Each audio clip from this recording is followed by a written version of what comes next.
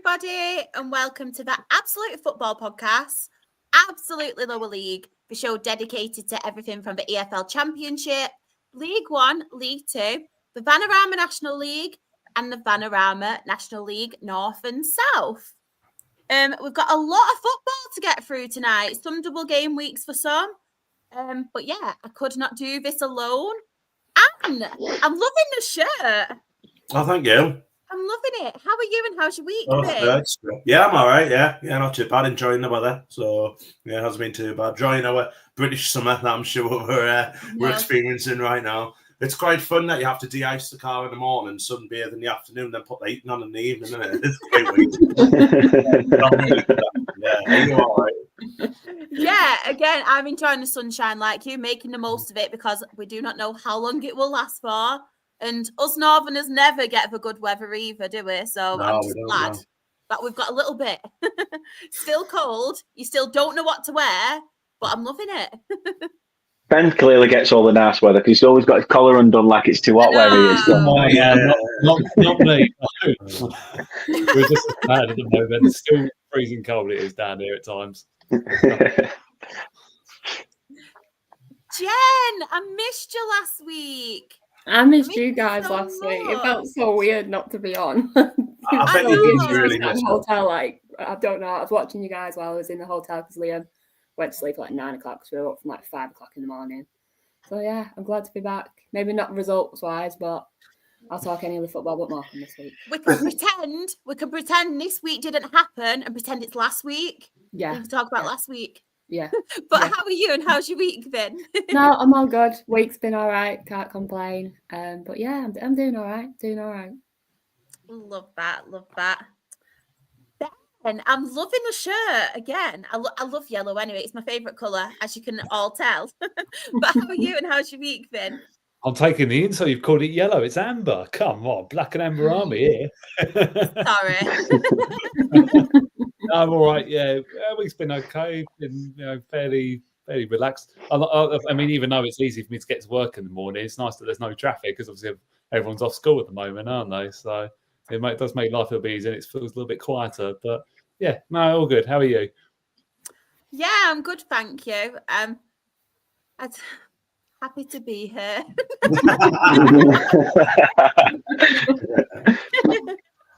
And someone who I'm always really, really happy to have on, and I feel like it's been a treat. I mean, how many weeks in a row, Dan, have we had you on? I'm really excited. I know. I'm not even expecting it. I'm sure that the money will start rolling in eventually, but we'll talk about appearance fee after. Thanks for having me again. I appreciate it. My week's been all right. Yeah, I'm all right. I'm here. So that's the main thing. And I get to chat football with like-minded individuals. So can't complain. Love it. And of course, it's not just us. We have a lot of people in the chat, and just bear with me because my screen for some reason has changed. So there's a lot of comments up and a lot of different windows opening. This StreamYard does it all the time. They introduce every time I go live a new button or something. It confuses me. But Luke has got Ollie, everyone, back to winning ways for the mighty Heed. Bish, bash, bosh. We've got Graham as well. He's put evening, everyone. We've got Michael. Yeah. yeah. We've got Simon. That wasn't at Michael, by the way. It was about Rochelle talk. Simon has put evening all.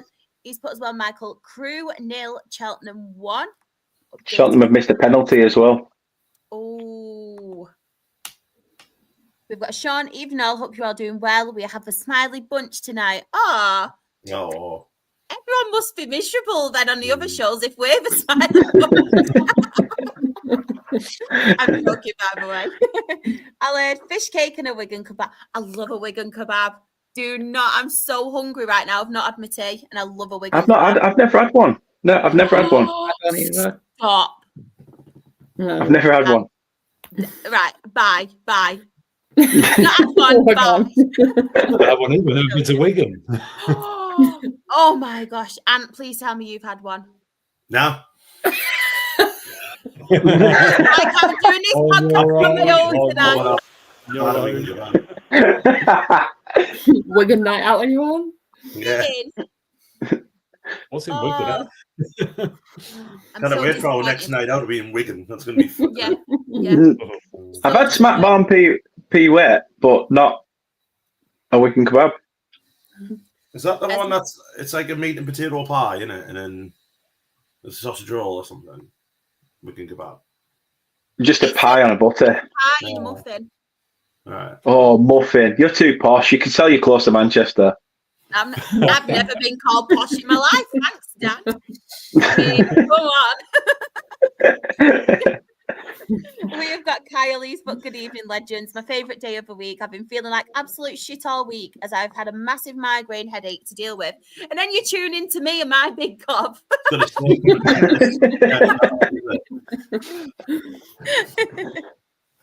We've got Graham Azzelli's, but the weather is changing over the weekend and internet sweet said like, oh, Graham.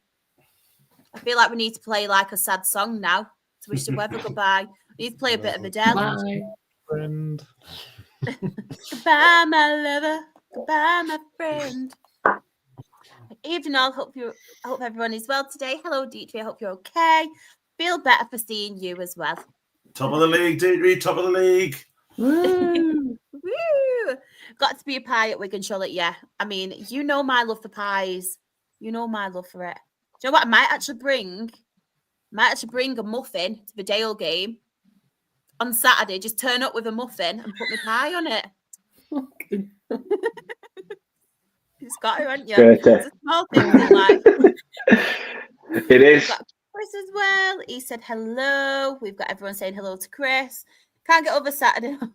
Not, Michael, not now. Not now. What now? Please, I know, just not now. I've not got the mental strength to deal with it right now. Hello, everyone in the live chat. Bunch of legends you lot are. And yes, top of the league indeed.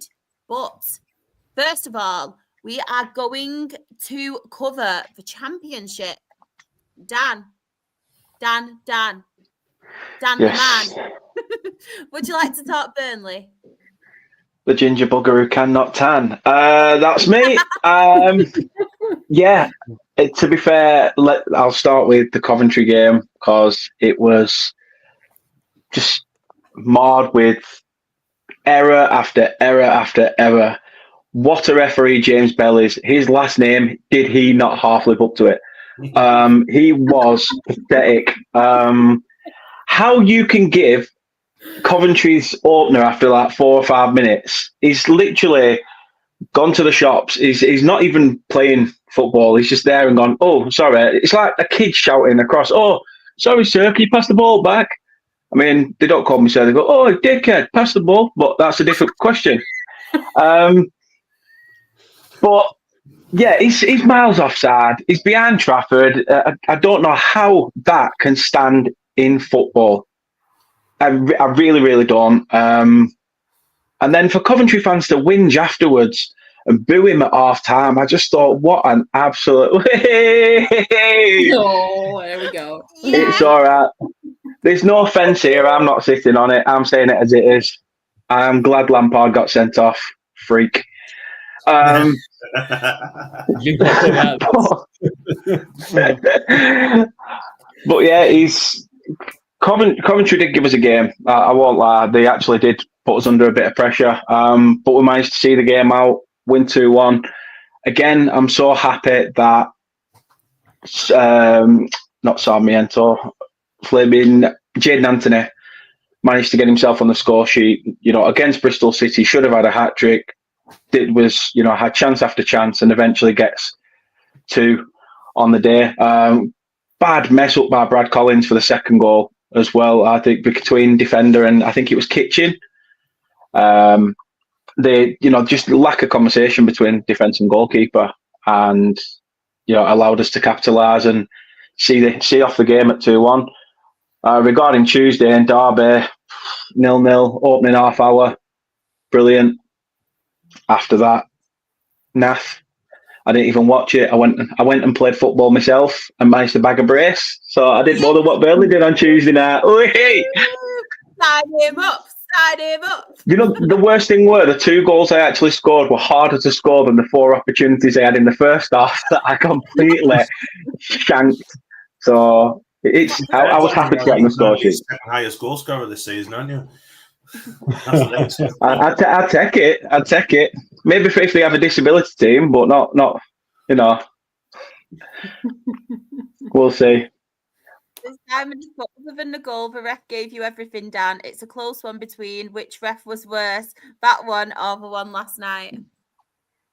He was poor. He was poor. I think Coventry fans are annoyed at the fact that we time wasted a little bit. But who in football, like these days, if you're winning and you're trying to see a game out, you've got to try the dark arts at times. It's not just Burnley that'll do it. Every other club will do it if they're trying to see it out. But yeah, Lampard for me, I thought we should have known better to go over to the referee and whinge. I can't say too much because Parker's done it 3 or 4 times this season. But it shows that your manager's got passion. And I actually said on a Coventry channel the week before that I think they'll do well if they can keep up momentum. They needed that. They needed sort of a comeback result, and they nearly got one against us after that loss to Sheffield United. And I said about Derby, I said it coming into it. I said I have a bad feeling about that Derby game. I said it's a point at best, and I was proven right for once. Whoever thought a bloke could be right? But yeah, I was for once. I don't even have to apologise for not being right. It's quality. So yeah, I'm just happy that we are where we are. I just wish Leeds would have faltered, and Borough, who were pushing late on against Leeds, should have got something. Shoulda, woulda, coulda. Who'd you have at weekend? We've got Norwich tomorrow at the Turf. Ooh. So They're I think we've got aren't they? They're very inconsistent, Norwich. Yeah. It's weird because the position Norwich are in the division, and yet Norwich is, I think, is it Borja Sainz up top? He's the top goal scorer in the Championship. Yeah. But it just stinks of Blackburn, doesn't it? Yeah, it stinks of Blackburn. You remember when they had, who is it, Fleming, Brereton Diaz and Smodics and stuff like that up there on the tally, but they were bottom end, which is, it's nice to see when it comes to them. But still, hopefully we can get a result on home soil. We're the only unbeaten team in the whole of the 92, so we'll take it. And we are currently 28 games unbeaten, so what a run. So you know what's happening to Moz. I'm joking. Yeah. But I cheer you up. We're getting ripped out of our cage by a bunch of canaries. Brilliant. I know you do have to go, Dan. Are you still all right to talk rest of the Championship, or do you need to go now? Yeah, no, I can stay for a little bit. Anne, do you want to talk Sunderland? If you want. Whatever you want. You don't have to. A good win on Saturday away to West Brom under Tony Mowbray, which obviously our ex-manager and stuff. So happy to get the win. Trey Hume scoring I want to say a belter of a free kick, but I think the goalkeeper was pretty poor on it. Tried to it's an hand, and I think he went to try and catch it and then thought, actually, I'll punch it, and it went in. But yeah, good for Trey, because obviously he's been banging the goals in, because our strikers are struggling at the minute. And it seems with us at the minute, they're really good defensively or really good offensively, but we haven't got a mixture of them both yet. But we got another injury at Romain Mundle went off again, so he's out. But we also haven't lost a game where Leo Kjelda's appeared in. So there you go. 18 games Leo Kjelda's appeared in, not lost one.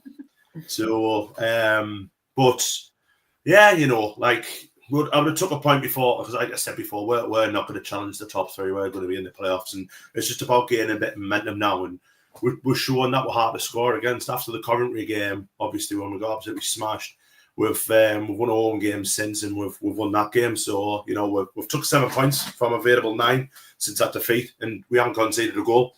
So it's good. It's showing that little bit of grit, that little bit of stout ahead of the playoffs, which we're going to need. We're going to finish in 4th. There's no 2 ways about it. So it's all about who finishes in 5th. And we've just got to have that, like I say, that forward momentum, keep going. Good to get a clean sheet against West Brom. They're a good side, and they huffed and puffed against us, but we were quite comfortable, to be honest. And then Tuesday night, there's a reason why we don't talk about 0-0s, because that was one of the worst games of football I've ever seen.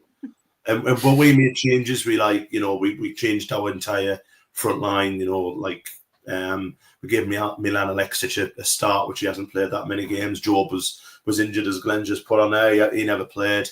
So we had to bring in, another midfielder. Jayden Jones came on. Not Jayden Jones, Harrison Jones, sorry, he came on quite late on. I think that was his second appearance for us. And he did all right, to be fair. But it was just about not losing the game, and we didn't. Against a good side. Norwich are good. They're just... I think the problem is with Norwich, they're just not consistent enough. No. The first half, I thought they were excellent against us. And then we slowly got into the game, but it was not a good watch. The first half was the worst I've seen us play this season. We were so poor. Come back to it a little bit in the second half, but it doesn't matter. You know what I mean? We're going to finish fourth. Another clean sheet's great. We go into Saturday, we've got Swansea, which, again, not going to be an easy game, but probably a winnable one for us. But it's just, like I say, just trying to get a little bit of momentum out of us in the playoffs. And at the minute, we're playing Bristol City, but it could be Borough, it could be Coventry, it could be anyone, really. And I'm just... like I said last week, just waking us up when that starts, to be honest, because just seeing the season out now. And yeah, it is what it is. Just wanted to give a quick score update as well. Manchester United have equalised. I know the chat won't be happy because there are a lot of them laughing. It was Lenny Euro as well. Oh. I know. And have we got any rants? Have we got any rants this week? Got any rants? No. Maybe No. All right. Yeah, I can't think of any. I'm about to sneeze, and here we go. Nothing's really irked us this week, I don't think. No, you just got to look at me, my Twitter page. If I rant on Twitter, I'm probably going to rant on here, but I can't think of anything. Graham put, bless you. Thank you very much. Thank you. But Championship, do you know what? I will stay with you at the minute, and any standouts on here? It's got to be Oxford, hasn't it? Against Sheffield United. Definitely. I think after last week, when, as Dan said before, obviously they got a good result against Coventry. I thought, well, they'll probably kick on. Obviously, Leeds have been struggling. Sheffield United looked like the form team, really. Like, they were the ones who picked up wins. But a massive result for Oxford, to be fair. That's probably stopped their slide. And obviously, Burnley were the big winners on Saturday with that result. And then obviously Leeds were the big winners during the week. There's going to be so many twists and turns between our top three. And I think, am I right in saying, Dan, you have got Sheffield United to play? Yeah, on Easter Monday.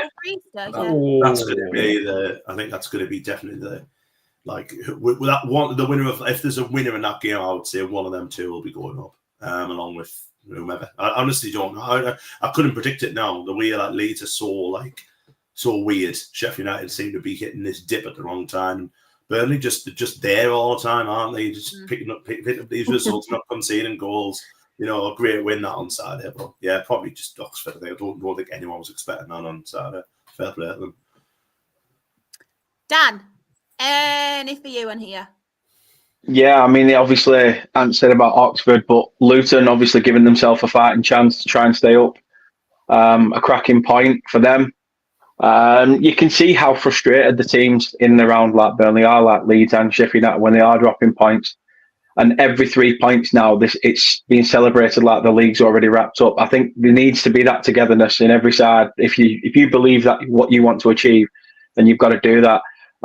But a massive result for Luton and Oxford at that bottom end of the table, because Oxford as well, I didn't realise that as much as they are mid-table, we're only 2 points off the drop as well, I think, going into that weekend. And then you take into account the Swansea Derby game. I think that was a big one as well. Derby, John Eustace got them playing some good football. I think they won their last 3 Derby as well, or the last 2. So to go to the Swansea.com stadium and obviously not get a point, probably were disappointing for them. But they've done really well at home, and obviously they took a point off us. But yeah, I'd say definitely Luton giving themselves a shot in the dark against a team that's looking destined to be in that top 3. Just wanted to say a big hello as well. We've got our Sam. He has put All hello right, Sam. everybody. Hope you're all having a great week. What a team. Aw, we love Sam. Was he on about Manchester United though? Or us? I think it does. I think it does. We've got Luke. He's put Southampton are passing the baton to Sheffield United now. Some red and white shirt has to do it.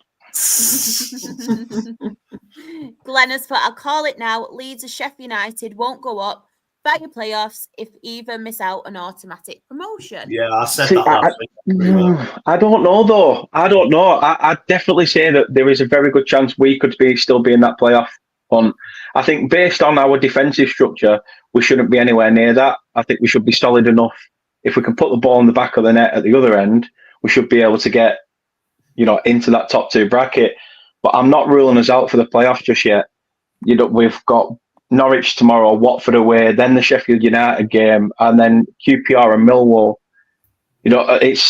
It's very difficult, but no team is on the beach. I think because the table's that wide open right now. So I'm not ruling us out, but ideally it's ours to, we've got ourselves in a good position now with Leeds, level on points. It's just a goal difference situation. Let's forget about what everybody else is doing. Let's do our stuff. Yeah. I actually think the team that finishes third won't go up. It doesn't matter who it is. I don't think we will. I've said if we finish third, I think we'll get beat in the playoffs.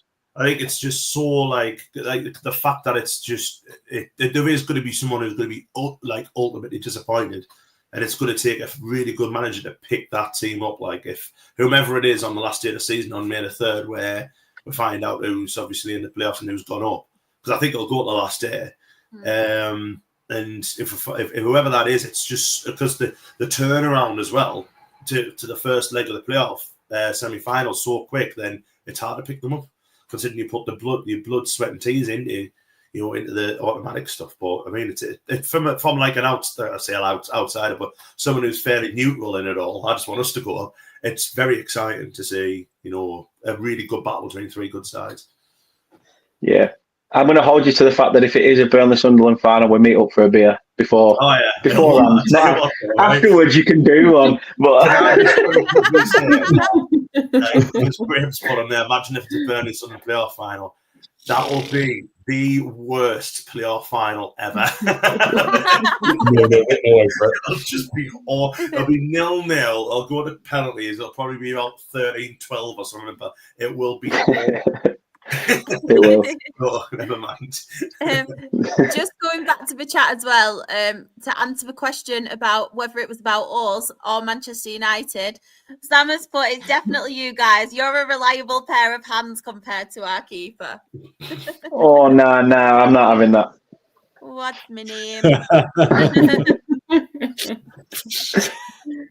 Want Leeds up, I'll let us put. I don't. Honestly, I hope it's.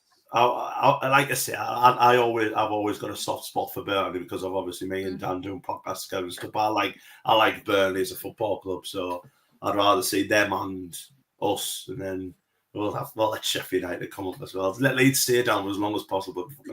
Same with likewise, and the northeast is red and white, not black and sharp. Yeah. We have got as well, Glenn has put in a chat, a Millwall in the playoff hunt. 5 points off, aren't they? They're going to have to win every game, I think. But the fact that, there's no one, only Bristol City would say the team in the playoff hunt who are in form. Like Coventry have lost 2 of the last 3. Borough are so hot and cold, it's unreal.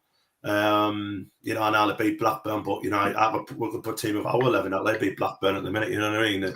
They're not great. I don't know.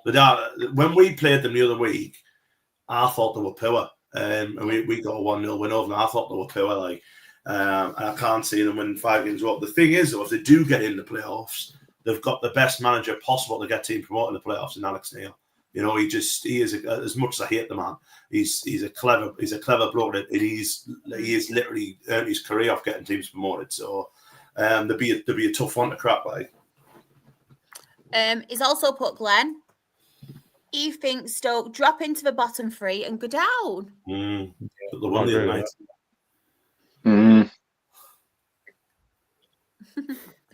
Jen, any standouts on here for you? I'd probably say Plymouth, Norwich. I know Plymouth are probably relegated now. I don't think they're gonna get the points that they need now to stay up, but that's a huge win for them. But I just don't think they've got enough in them to actually stay up now. I think it's done for them, which is gutting for them. But just got to come back next season and hopefully have the right manager, the right team, because a lot of people are saying that the team is just dead and buried. It's like they don't care. It's like they know that they're going down and that's it. So they'll probably be relegated now, but hopefully they can bounce back. Left it too late and sat with Rooney, haven't they? That was the problem. If they Yeah. had that gaffer in from the get-go, I think they would have been all right. Yeah. But it's just, less said about it, the better, I think.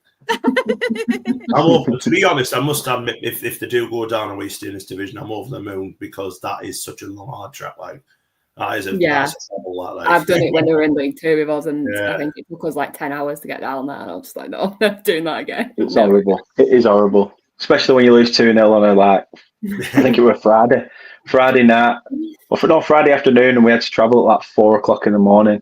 And first time, I think I was about 14, 15, and I'd done an all-nighter at a mate's house who was 2 years older than me, and we'd nicked some of his dad's beers, and there were people sticking marshmallows up your nose and trying to set them on fire. It was just stupid. You couldn't fall asleep up back at bus or anything. It was horrendous. I had a new coat on, ripped it all under the arm. It was just, but it's a memorable day out. I'll always remember it, every little detail of it because of that. Love that. Simon put Plymouth should never have appointed Rooney. Agree. Ben, any standouts for you on here?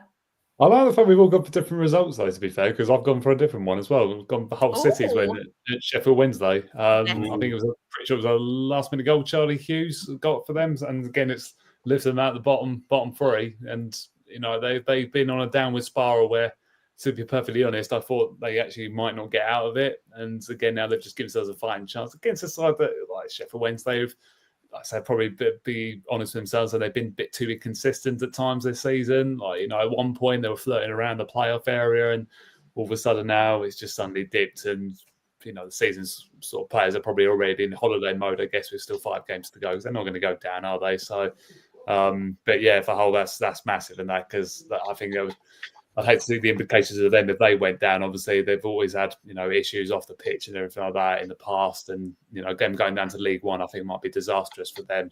So if they can pull it off and that, and again, I think they'll need a couple more wins still out of those last 5 games. It might be enough for them, but getting a last-minute winner brings a huge amount of confidence. It does to players, and you'd like to think that hopefully that they might carry it in now to Saturday to see if they can replicate that and follow it up with another positive result. Just on Sheffield Wednesday, I know obviously we mentioned it last week about some of the financial things going on, but I know Southampton have obviously come down, and there's quite strong rumours that Danny Roll is linked with that job. Do we reckon he'll go Southampton? Yeah. I think it'll be good news for him as well. I think they've got the resources, haven't they? Yeah, my uncle's a Sheffield Wednesday fan, and he used to write the fanzines for him, and he said that Danny Roll will be a Premier League manager one day. He's got all the credentials for it. If Chansiri would have backed him and given him the resources, not just the fact that if you look at some of the Sheffield Wednesday squad, I think two or three of Sheffield Wednesday players this season have been on loan from Southampton as well, due to Danny Roll's, past there. So it seems fitting for him to go back and have a crack at the first team gig. So I wouldn't blame him. I think he'd do well, especially if Southampton have to come down and have a major rebuild with having to sell. On Sheffield Wednesday, though, I think if they do end up losing him, and obviously with the issues going on at the minute, I think they could be in they need to get the next appointment right if he does go, because they'll be in strong danger of possibly then going down, especially with everything that is going on at the moment. It's not looking good, is it? No. Who's going to want to go in there? Who's going to want to go in when it's literally a nightmare at the top? Like I say, Chancery for me, it's all ego boost. I want my name on this, that, and the other. That's all it seems to be. And Sheffield Wednesday fans are well within their right to scream, "Get out!" It's time to move on. Let's move to the next slide. I mean, it's quite a few draws. Quite a few. Jen, I'll come to you first. Any standouts for you on here? God. There's a lot of draws on there. I'd probably say Preston and Cardiff. That seems like a pretty good game, especially like Preston after everything that happened with them in the FA Cup. I think it's good for them to try and bounce back in the league and push on. But yeah, there's quite a few draws in there. Quite a weird Tuesday, Wednesday games there. Ben, any for you on here? I think, again, I think you got to give credit to Leeds to go away from home on a Tuesday to Middlesbrough. It's never the easy place to go, the old Riverside. And I think that even though they got the score quite early, obviously they've had to dig in and that. And again, it's a vital 3 points at this stage, especially against sides that are still chasing for something like Middlesbrough, trying to get in the playoffs. But aside from that, again, Coventry found a way to win. I think they found it very frustrating. I think against Portsmouth, and Jamie Patterson pops up with one of the last kick of the game. It was a stunning goal, to be fair, to win it. And again, as we always say, I think last-minute winners just breed so much confidence in maybe in comparison to a team winning game 4 or 5-0, because the players will be such a height. And it's moments like that that get you into think, is it our year? And again, Coventry have still got a lot of work to do in the last 5 games, but they're certainly still within the mix, and they're certainly not going away from it. And if, like I've always said, if they manage to achieve playoffs after the first half of the season they had, it'd be a huge achievement, and what an achievement it would be for Frank Lampard as well. So yeah, again, I think that would be my standouts over the Tuesday and Wednesday. Dan, any for you? I didn't want to bring them up, but probably Blackburn were looking like they were staring a defeat in the face. Sheffield Wednesday trying to get themselves back on winning terms after the defeat over the weekend. But yeah, is it Valerian Ismail? Yeah. He seems to have started to getting a tune out of the squad a little bit now. Not properly. I think he's going to need a pre-season to put his stamp on things. But as long as that stamp is on the way down, I'm a happy man. Anne, is there any on here for you? I'm just thinking we've got Blackburn and Easter Monday, so that'll be a fun game. Bet he gets his first win against us. Oh, please don't. Please don't. I'm already not looking forward to the final day. We're at home to Millwall, and like say, if Millwall are there and thereabouts on points, they could pretty much try and sneak into the playoffs. And Sheffield United play Blackburn on the final day, they're gonna throw it, aren't they? Yeah, so that's it. I'm not like I say, I'm really not looking forward to it. The standout is probably not much. I'll probably go Oxford again, just because like really a one that they should have built up on that. I don't know if anyone's seen the first QPR goal. The Oxford keeper literally just throws it in his net, which was quite fun. Just look at Swansea. Swansea's got themselves a couple of good wins there. It was just ending the season well, and they've got us on Saturday, so that'd be a difficult game, that one. We'll see what happens with that. But yeah, just like I said, just too many 0-0s. Like too many draws. We were terrible. Norwich were terrible. Good to see. I mean, I say good to see Coventry win, but I thought Portsmouth. I watched that game. I thought Portsmouth actually played really well. But they were a little bit unfortunate not to get something from it. But took a moment of magic, didn't it? And the problem is, how many times are they going to get away with that, Coventry? I don't know. You know what I mean? But see what happens. Just quickly going back to the chat, Graham has put Sheffield United, you had one job. Aled has put, just wish Wednesday won. Come on, Wednesday. Yeah, that was coming. Sean has put, Sheffield Wednesday would have probably got a win if they played that game on a Wednesday night. Yeah, come on, Wednesday on a Wednesday. Wednesday on a Wednesday. Stephen has put, not a bad way for Jamie Patterson to score his first goal for us. We will quickly have a look at the table. So, top of the table, we have Leeds United on 85 points. We have Burnley second on 85 points. Sheffield United a third on 83 points. Sunderland a fourth on 76 points. Bristol City a fifth on 63 points. And Coventry City are sixth on 62 points. And then in the relegation zone, we have Cardiff City, who were 22nd on 42 points. Luton Town are 23rd on 40 points.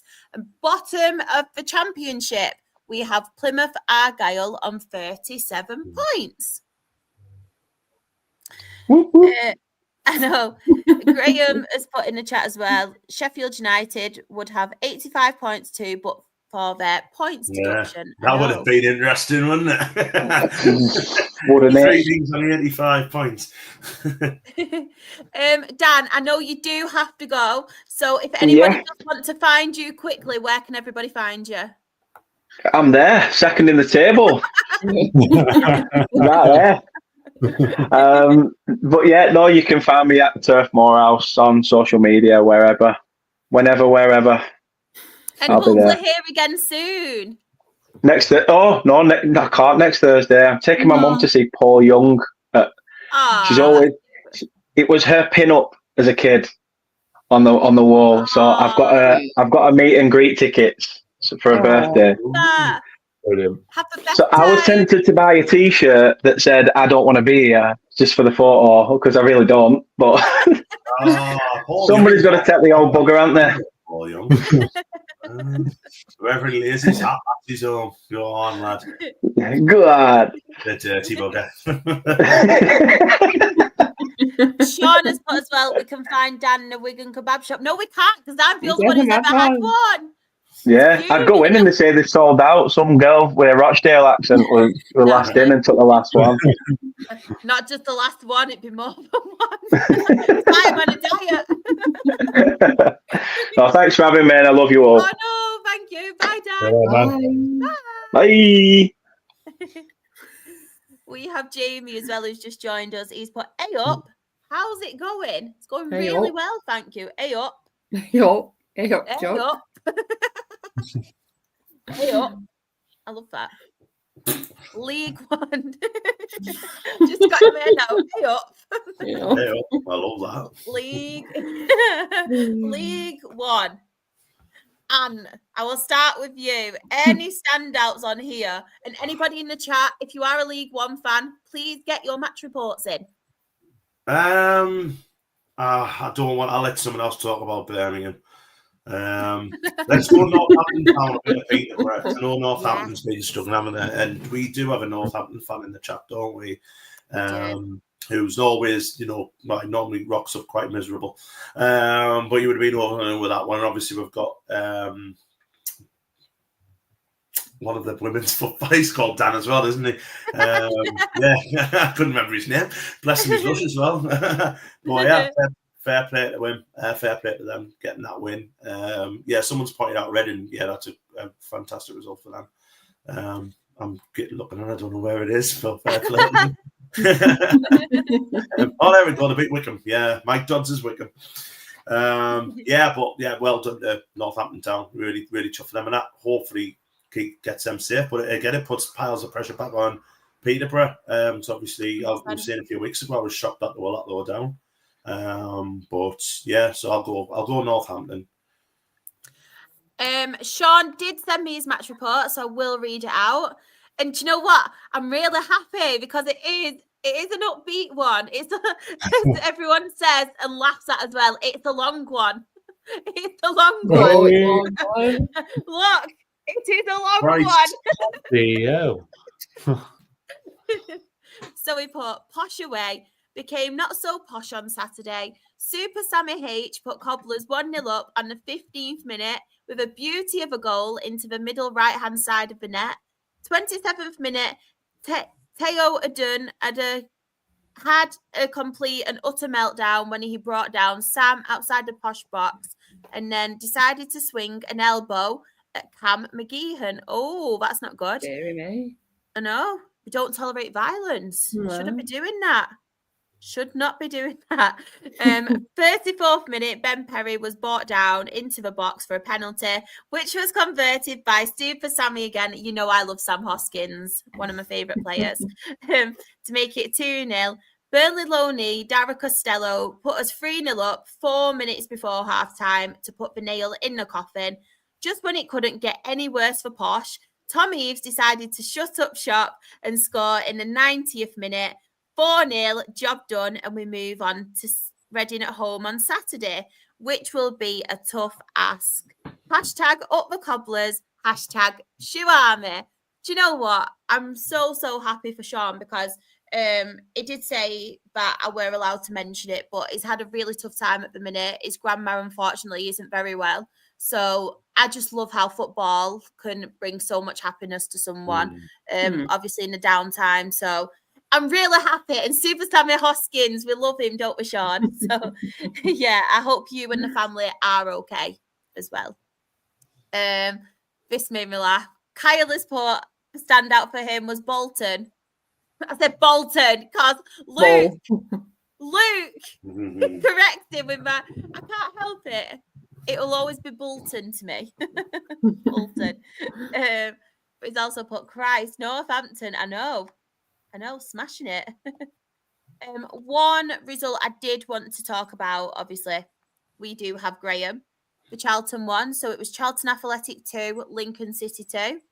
He put a good draw in the end, but we gave ourselves a lot to do. Coming back from 2-0 down showed great character again. 2 very sloppy goals to concede from our point of view. Could have won it in the end, but had to settle for the Desmond.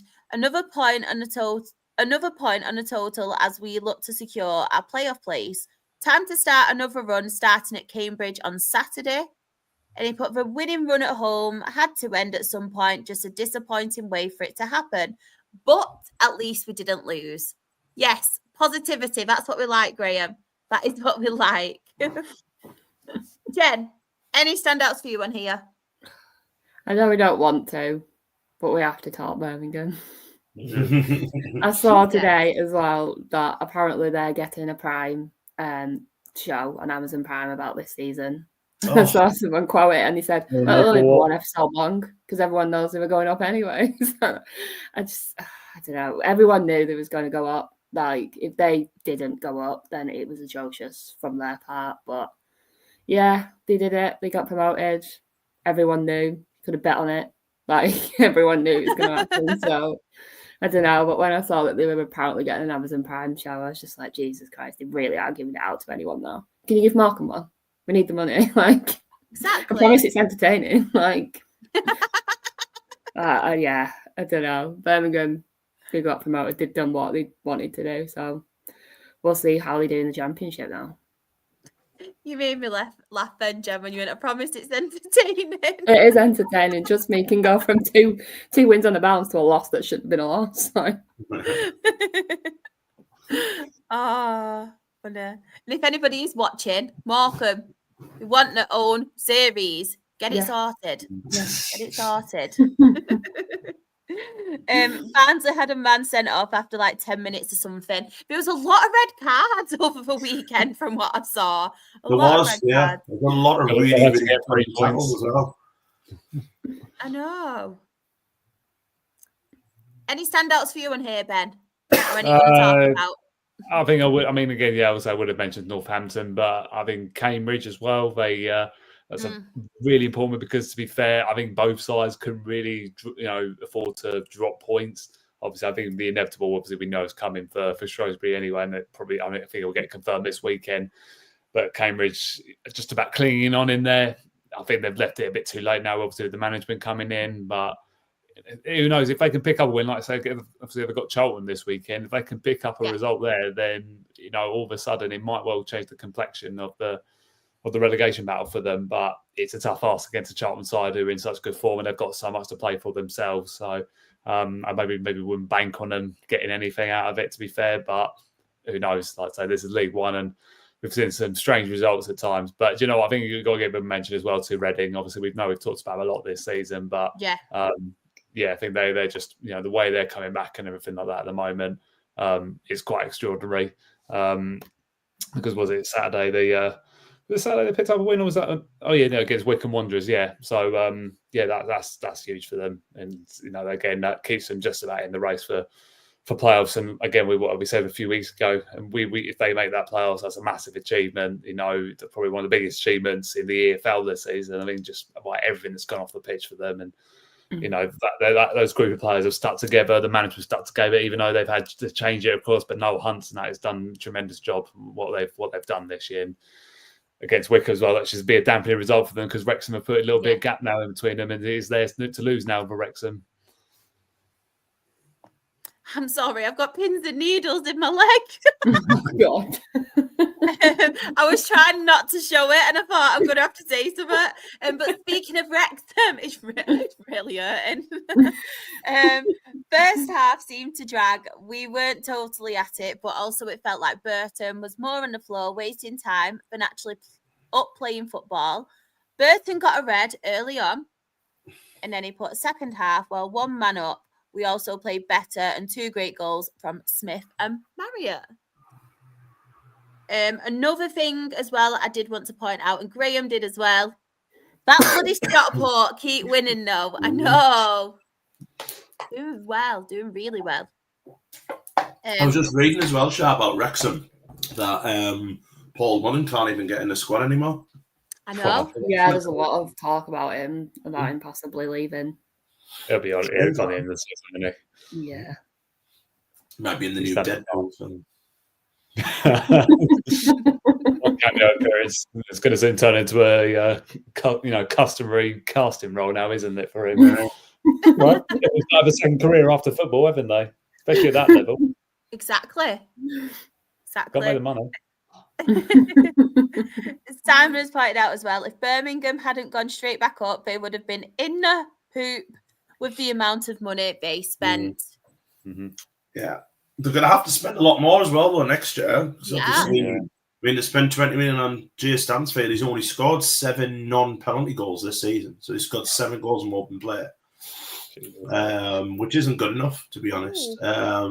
We've got Russ as well. He's a Birmingham fan. He put, Birmingham wouldn't be in any trouble if we didn't go up. And then he's put, we are leaving Alex. And then he's put, we will. Spend money, they'll have to. Yeah. And then he's said that we're salty. Well, we've not said out. My team's got the League Two, mate. Like, National League. Just they'll have to spend money. They're going to have to spend a lot of money, like I said. Got some money. That'd be great. Salty. Graham has thought it's looking like us versus Stockport. I'm sorry, that's really made me laugh. In the playoffs, as it stands, we're both fighting for the second. Unless he's on about the bin situation at Birmingham, because I know that's quite bad at the minute, isn't it? But might be that. Graham's spot as well. Oh my gosh, the chat might be arguing tonight. Round one, bing bing. Pans out. I know. Oh God. Rusty, last in the chat as well. We'd love to know your match report, obviously for both games. So please feel free, and I will read it out. I promise we're not salty. We're not. But yeah, we have got another set of fixtures. So, Anne, I'll come to you again. Any standouts? Say Birmingham now. Get the friendship back on track. Yeah, Birmingham getting. Yeah, I mean, fair play to them. Yeah, he's only scored. He's scored. He's really bad. Count. Anyway. I just don't think he's as good as what people make him out to be. I've got to be honest. I think he's a good footballer. Don't get us wrong, but I don't think he's like that good. Pardon me. Rotherham away to Bolton. We'll go that because they got rid of Evans, didn't they? And I don't think they've lost since. So that was a really good appointment. It's foot 22, pal. I do want to give credit to as well, who I really like for Birmingham, Alfie May.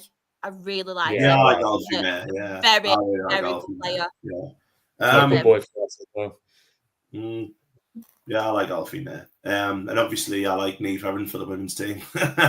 She's brilliant. But yeah, probably just go back to Rotherham. Jen, any for you? I think the Mansfield Leighton Orient, that looked like a really good game.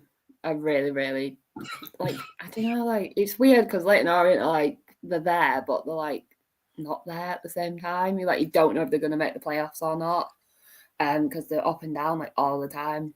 I've got a friend who's a Leighton Orient fan, and she's just like, I don't know where we're going to be at the end of the season. Like, I don't know. I can't predict where we're going to finish. And I think as a fan, that's got to be probably one of the most stressful things, but like as a neutral, it's got to be a fun thing to watch at the same time. I think they had a little bit of a hangover after the FA Cup, didn't they, as well? Yeah. We've got Graham's put the Battle of No One Wants 6. Graham has also put quality player is Alfie, kept us up last year. And Alid has put May is a great player. He's my favourite, honestly, for Birmingham. What a player he is. Really, really like him. Ben, any for you? I guess you got to probably say Wickham for responding to the defeat of the weekend. Again, it puts a little bit of pressure back on Wrexham. The only things that Wickham's got to make sure is that at least if they can't, obviously the thing is, Wrexham lose. They need to make advantage of the goal difference. I know there's very little in it at the moment. So you're talking 2 goal difference, and it probably will go down to the last day of the season. But I just feel like we've seen before Wrexham's momentum. Once they get going, there's no stopping them. You've seen that the last 2 seasons. Like, look, they are a force to be reckoned with, and I know everyone would probably say that maybe because they've probably bought the success. They get into the Championship, but look, at the end of the day, you've got to do a job, and Phil Parkinson's done that. That's he's adapted to every level that they've been at, and they do make the Championship. With 3 consecutive promotions, regardless of the amount of money they have spent. Like, it is a great achievement, and it has put them right back on the map because they were in a club in disarray about talking 5-6 years ago.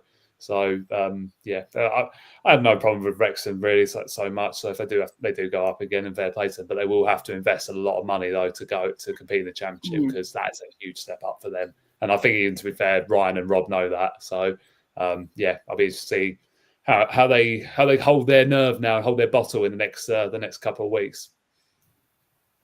Right, we'll have a quick look here now. So as you can see, and how Luke has pointed out, Birmingham are promoted to the Championship. They are. Speaking of Birmingham as well, I think this is for you, Anne.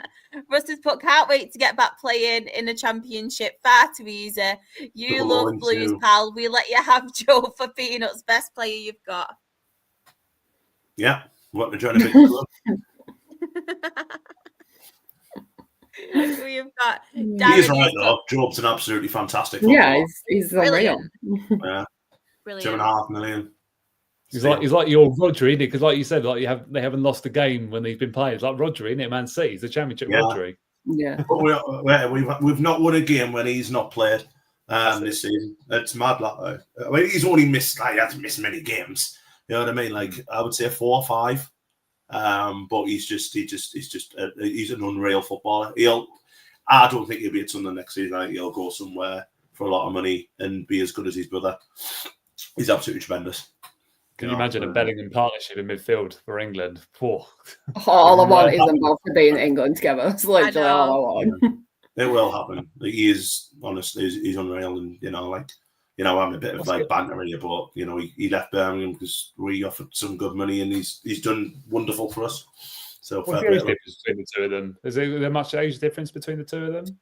Job is 20 coming up, so I think he's 19 now. And Jude's 20.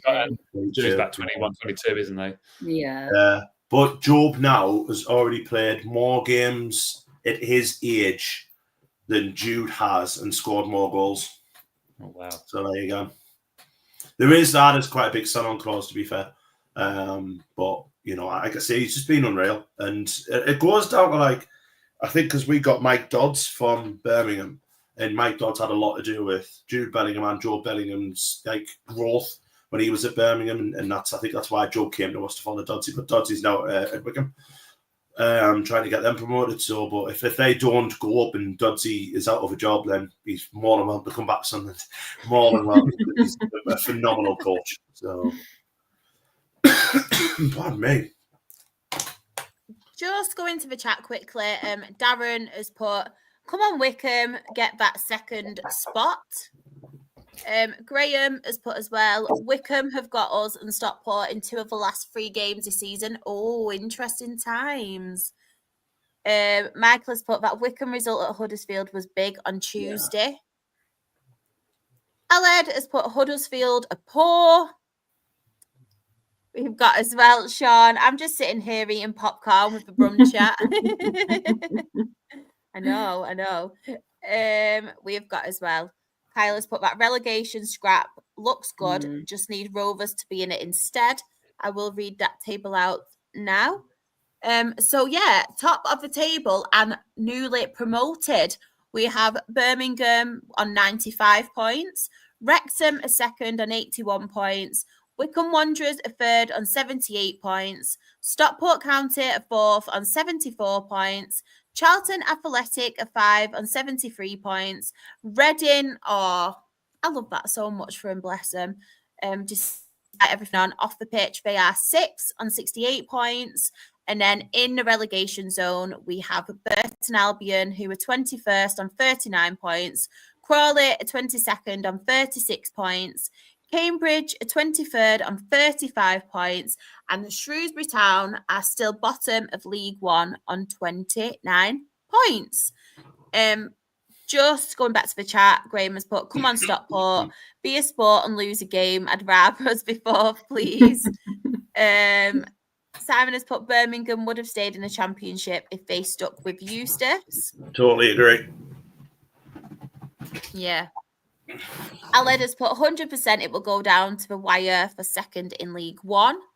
And Darren has put, our playoff history is absolutely shocking, Graham, so you don't need to worry. Right. League Two. Jen, do you want to talk, Marco? No. Do you want to pretend that this week doesn't exist and talk last week, Marco? No, it's just my luck. You know, I go away and I leave for a few days, go to a concert, great time, come back on Saturday and Morecambe lose. Just ruining my vibe. Just ruin it, lads. It's fine. Don't worry about it. But no, it's... I said going into the game, I would have took a draw just because of where Grimsby are in the table. They are a very, very good side. I will give them that. When they scored the first one, it was annoying because it's a set piece. For some reason, our set pieces cannot be defended. I don't know why. I don't know how, but it needs sorting out in training because if an opposite team gets a set piece, you know it's going in the back of the net. And I don't know why. We're so similar, our clubs, Jen. Yeah. I'm just like, I don't know how it's been like this the whole season. Like nothing's changed. Like nobody does anything for a set piece. And I'm just like, right, this is going in. So that happened. And I was like, right, that's it. And then Andy Dallas scored an absolute worldie of a goal, like unbelievable goal. Me and Liam were just sat there like, what just happened? Like he hasn't scored since the Barrow game. And he was meant to be our January big, massive signing, get loads of goals. And he's literally only scored like 3 goals since we've had him. So we're going into half-time, 1-1. I was like, right, okay, we can take it. We can maybe snatch a late winner. No, we fell apart in the second half. I don't know what happened in that second half, but that was a completely different team than the first half. It just felt like they were deflated. And it felt like they were coming to terms with the fact that, all right, okay, it's coming down to the wire now. We've got so many games left. Is it possible? And me and Liam have sat down this week and spoke to each other about it. And we've technically said, I don't think it's possible now. I don't know where we're going to get the points from. Accrington are probably going to win another game. Tranmere are just on a roll. They've got a new manager bounce. They're nowhere near us now. It's it's going into it now thinking, just enjoy it. Just enjoy the games. Just see what happens. See where we can get the wins from. If we can get the wins, massive. If it goes down to the last game, I'm going to be a nervous wreck on that day. I just know if it goes down to the last game at Harrogate at home, it's going to be horrific as a fan because we've been there before and we've been relegated and it's gone down to the last game and it's awful. But it feels different because you're leaving the EFL. You're not just going down to like League One or League Two. You are going down to the National League. Yeah. And it's incredibly hard to get out of that league unless you've got money and you've got a backing, which at the moment we do not have. Jason is just being Jason and not talking to anyone. Apparently he's had these buyers for 6 months, but they haven't passed the EFL test. Like, I'm sorry, but somewhere down the line, the EFL needs to come in and say, you've got this much time to prove you can buy a club. If you can't buy a club, move on to the next person, because we've now been up for sale for nearly 1,000 days and we've had no buyer, which is just absolutely ridiculous. It's frustrating as a fan because, you know, Derek's trying his best. The players are trying their best. It is what it is. And we've got Kyle on Saturday. I've said since we are playing Kyle at home, this is a 6-pointer. Whoever wins this game will probably stay up or be very, very, very close to staying up. It's going to be a huge, huge game on Saturday. Carlisle have sold out their allocation. We've got about 10 or so tickets left. It's going to be a full sold-out game. I think whoever wins that game probably going to stay up. So nervous for Saturday, very nervous. But I think if we can get behind the boys and fully get behind them, I think we could possibly win. It's just we've got to take each game as it comes down. I've said from the start of the season, whatever happens will happen. There's nothing we can do about it. There's nothing that we can change. We all know who's to blame for it at this point. If we go down, we go down. It's as simple as that. We can't stop it. So just ready for Saturday. Feeling really nervous for it. But I think if we get behind them and cheer them like no tomorrow, I think we can push them over the line. Graham, he's put 2 on win coming, Jen. I can feel it happening. Haven't Tranmere got Accrington as well on Saturday? Yeah, Accrington I think they've got Tranmere, and I think they've got Carlisle as well, so they've got their 2 massive games for them. So it feels like they're probably going to win one of them. And if they lose both of them, then we're right in the hunt. But we've got Carlisle, then we've got Bromley, then we've got Sheffield away. We don't win away. And then we've got Salford at home on the Easter Monday, I think. And then last game of the season is Harrogate Town at home. So it's like, where are you going to get the points from? It's a tough one. What sort of result though do you hope for over Tranmere and Accrington? That's the thing. If you guys obviously need to win, what's the best outcome you could hope for Saturday from Tranmere Accrington? I think a draw is probably the best result for us. I think if Accrington win, I think we're down. I think it's just I spoke to Bex about it because obviously she is an Accrington fan and she's getting a bit worried now. But I said to her, like, I don't think you need to worry. I think you've won enough games. Now we've lost a lot of 1-0. Like that is what has come back to bite us in the ass. Is them 1-0 losses. But yeah, I don't know. We'll see. We'll see what happens. But if we do it by the skin of our teeth, then Jesus Christ, Derek Adams needs like manager of the season because I don't know how he is still here. He could easily walk away if he wanted to, but for some reason he's still here. Sean has asked a very important question as well. Yes, I did. Cried a lot. Got sore legs. I literally could not walk for like 2 days afterwards. You know, when you got to the age now where you just can't do concerts anymore. I was like, right, I'm glad they've retired now because I can't do this anymore. I literally had achy legs for like 2 days. But yeah, it was great. Honestly, the best night of my life. Jen, you're never too old to go to gigs. Don't worry. It was funny though because we were there and you could see like people our age, and then you could see obviously there was little girls that were like 9 and 10, and I was just like, oh, I remember when I first saw them live, and I was just like, it was so sweet. There's a lot of daddy and daughters there as well, which is just adorable. So yeah, I think it was a great night. So sorry, I've got pins and needles still in my leg. That's why I'm shuffling, so I do apologise. Latest score as well. Crew 1, Cheltenham 2. Oh. You're beating Smitty Chris tonight, Charlotte. How good's that? I know, I'm doing it on purpose. Oh, yeah. All right. Purpose, I've got my flash score on. The new Vinny printer. Hi, Vinny one. But yeah. Flash score than the video printer. Exactly. It's like I'm there. But yeah, Jen, I will come to you again. Is there any other standouts on here for you in League Two? As much as we don't want Carlisle to win, that Carlisle and Newport game was massive. Like, I was watching it and I was just like, oh, for God's sake. I mean, I know Carlisle really aren't in our bit, you know what I mean? Like, they're not one that we're looking at, but that's got to be a huge win for Carlisle coming to Saturday. They've got to be on some kind of vengeance coming to us on Saturday. So, I don't know, we'll see, but Carlisle, that's a huge win. Tranmere, again, winning. It's like all the other teams around us are now winning, and we're just like, what can you do? Like, you can't rely on other teams, you just got to focus on yourself, but it's hard not to look at the other teams. Yeah. nice to look at the other teams. One job. Yeah, and Newport had one job, and they couldn't even beat Carlisle. Bottom of the table, man. There's a reason Kieran's not on tonight. Yeah. Exactly.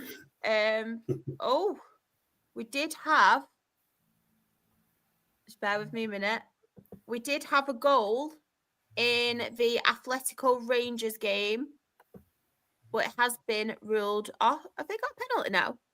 No. Atletico, I think, have got a penalty. I don't know. It's my flash scores now. All right, yeah, Chris Kamara, Jesus Christ, what's happening there? Yeah, no, honestly, my flash score, because I gave it a compliment, it's playing up now. Doing me dirty. But Chris put it anyway. Yeah, there's a shot. I don't know what's wrong with me now. There's a song shot every day I'm shuffling. I am shuffling on here today. Very uncomfy. Very uncomfy. He's also said franchise FC losing to the wheelbarrows. Ben, any standouts for you on here or any you want to talk about? There's quite a lot, to be fair. I mean, big results on both ends of the table, to be fair. I mean, you know, I probably looked at, obviously, Bradford City, you know, going to the top of the league now. I think Walsall have been top all season, really, haven't they? And, you know, Bradford have pipped them now, even though there's still 5 games to go. That's huge. And to be fair, I only see one right on the ball, and I think they're going up, personally. I think they've just been absolutely fantastic this year, the way they've approached it, especially how they've come on the second half of the season, because they've just got better and better. And I think, to be fair, I think Bromley's result was significant in terms of the fact that I think it secured their safety. I think it did, you know, mathematically. And I think, if I'm right in saying, I saw a stat that, you know, ever since automatic promotion was introduced back in the mid-80s, no non-league side has ever been promoted to the Football League and gone down, you know, gone down the next season. That's never happened before, which I think is, you know, a massive credit to the ties that come up from non-league football. You know, the fact they adapt to that level straight away. Albeit, I know 2 teams go down, and I think if you had, you know, 3 or 4 like you would in League One, League and the Championship, then we might be saying a few more. But nevertheless, records speaks for themselves anyway. So, yeah, I mean, also delighted for Swindon as well, because, you know, that's in their finish the season strong. And I think if they keep Ian Holloway and, you know, and get a little bit back in the summer and that, obviously I know they've still got to sort out a lot of, you know, issues off the field and everything like that. You know, they could well be in a playoff challenge that, you know, next season. There's, you know, who knows? They've just been fantastic ever since he's come in, and, you know, massive credit to their players and that who've had so much to put up with, a bit like Reading have. And it just shows that, you know, like the players can block it out. You know, sometimes it can be hard for them when you think you've got your mortgages and everything on the line. You know, but the fact is their ultimate aim is to win football matches for the club, and, you know, they've done that, Swindon, and massive fair credit to them, because I remember Nick saying earlier in the season that he said they were going to be a National League club next season, and, you know, that was obviously before Ian Holloway came in. Look at the turnaround now. What remarkable, you know, turnaround for that club, and delighted for them. I'm pretty certain he's recently just signed a new contract. Have they? There you go. I'm sure I've not dreamt it. I'm sure I've not. I would. They'd give him the freedom of the town after what he's done this season. I know. I'm sure he has. Done such a I'm good sure it has.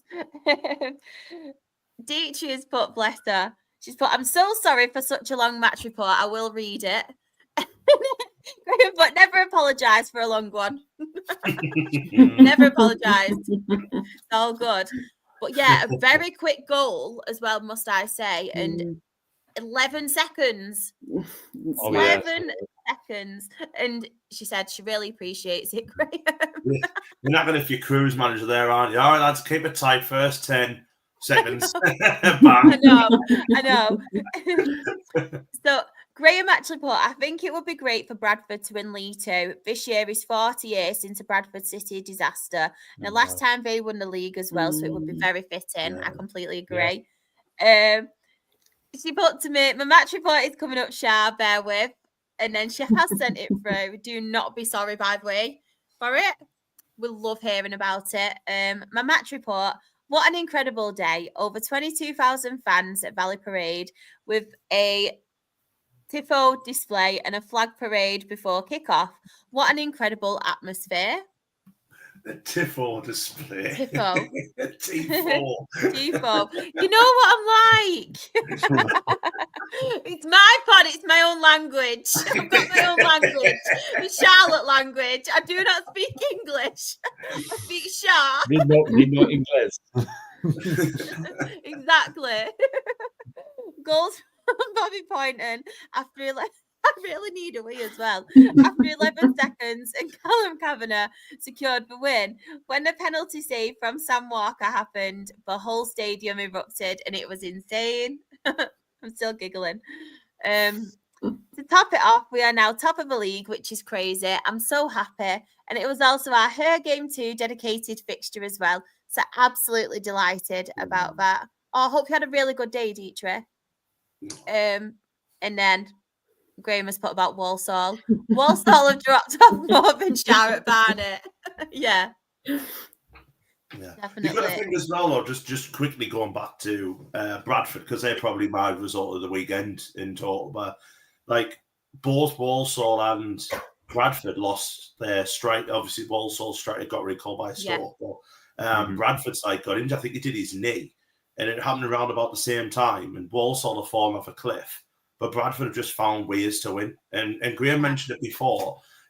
4 years since the Bradford disaster. Which. The fire, which was a horrible, horrible thing that happened. But you look at everything that they've got like a great stadium, some great fans, and now we have a laugh with Kieran not wanting them to go back. But every time I've got to Bradford, I've enjoyed myself. Being a really, really good, but they've got a good stadium, good fans. We're a good club. They should never be in League Two. You know what I mean? The whole infrastructure around Bradford isn't like a League Two football club.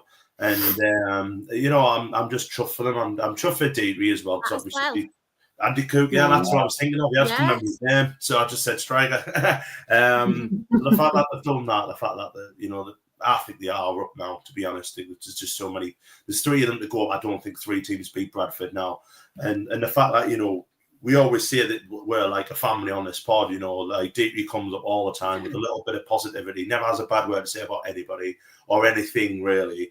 And you just want to see people like that enjoy themselves and have a really good end of the season, a really good end of the season, really good. We want everyone to do well. We want everyone's clubs to do well in here, don't we? Apart from maybe Newcastle fans, obviously, but apart from that. And I think that for this kind of community that we've got, to see, one of ours go up and be so happy about it, it's just meant so fair play to Bradford. And yeah, I'm chuffed. I'm really chuffed for them, I must admit. Me too. You've definitely got a flash score on now. So I beat you now. I only just got that and you put it on. Graham put as well, old enough to remember the fire. The speed it spread was awful to watch. Yeah, it was just off a discarded cigarette, wasn't it? And there was the litter across the thing, it just lit up. Yeah, horrible. So, the League Two table. So, top of the table, we do have Bradford on 73 points. Port Vale is second on 73 points. Walsall a third on 72 points. Doncaster a fourth on 70 points. AFC Wimbledon a fifth on 68 points. Notts County a sixth on 68 points.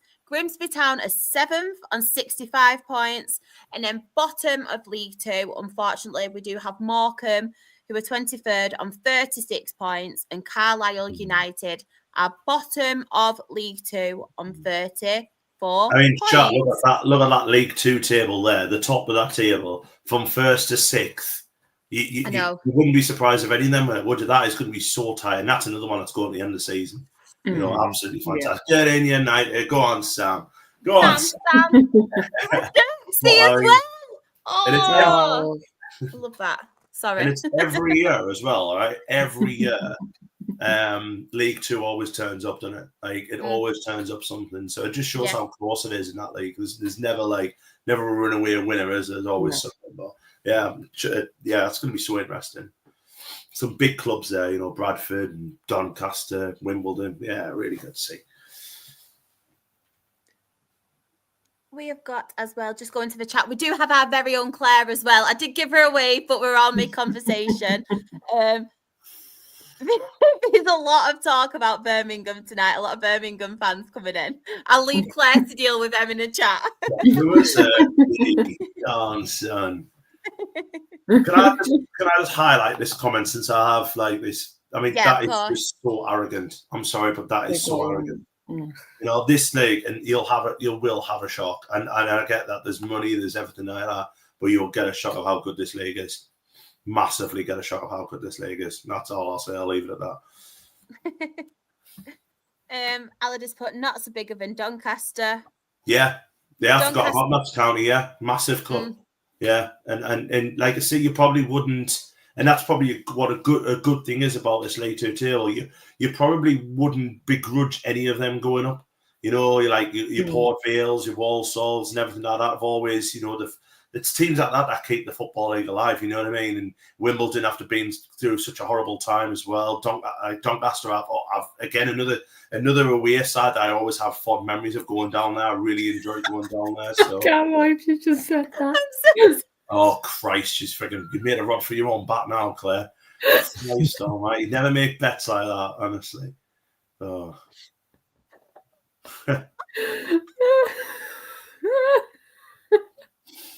Oh, funny. Absolutely love it. Oh, God. But we yeah, need to copy that, because remember how she held me to my sudden Christmas tree in our season? Yes. Oh, funny. We will talk National League North. Ben, can I leave you for 2 minutes with it, because I do just need to nip off for a second.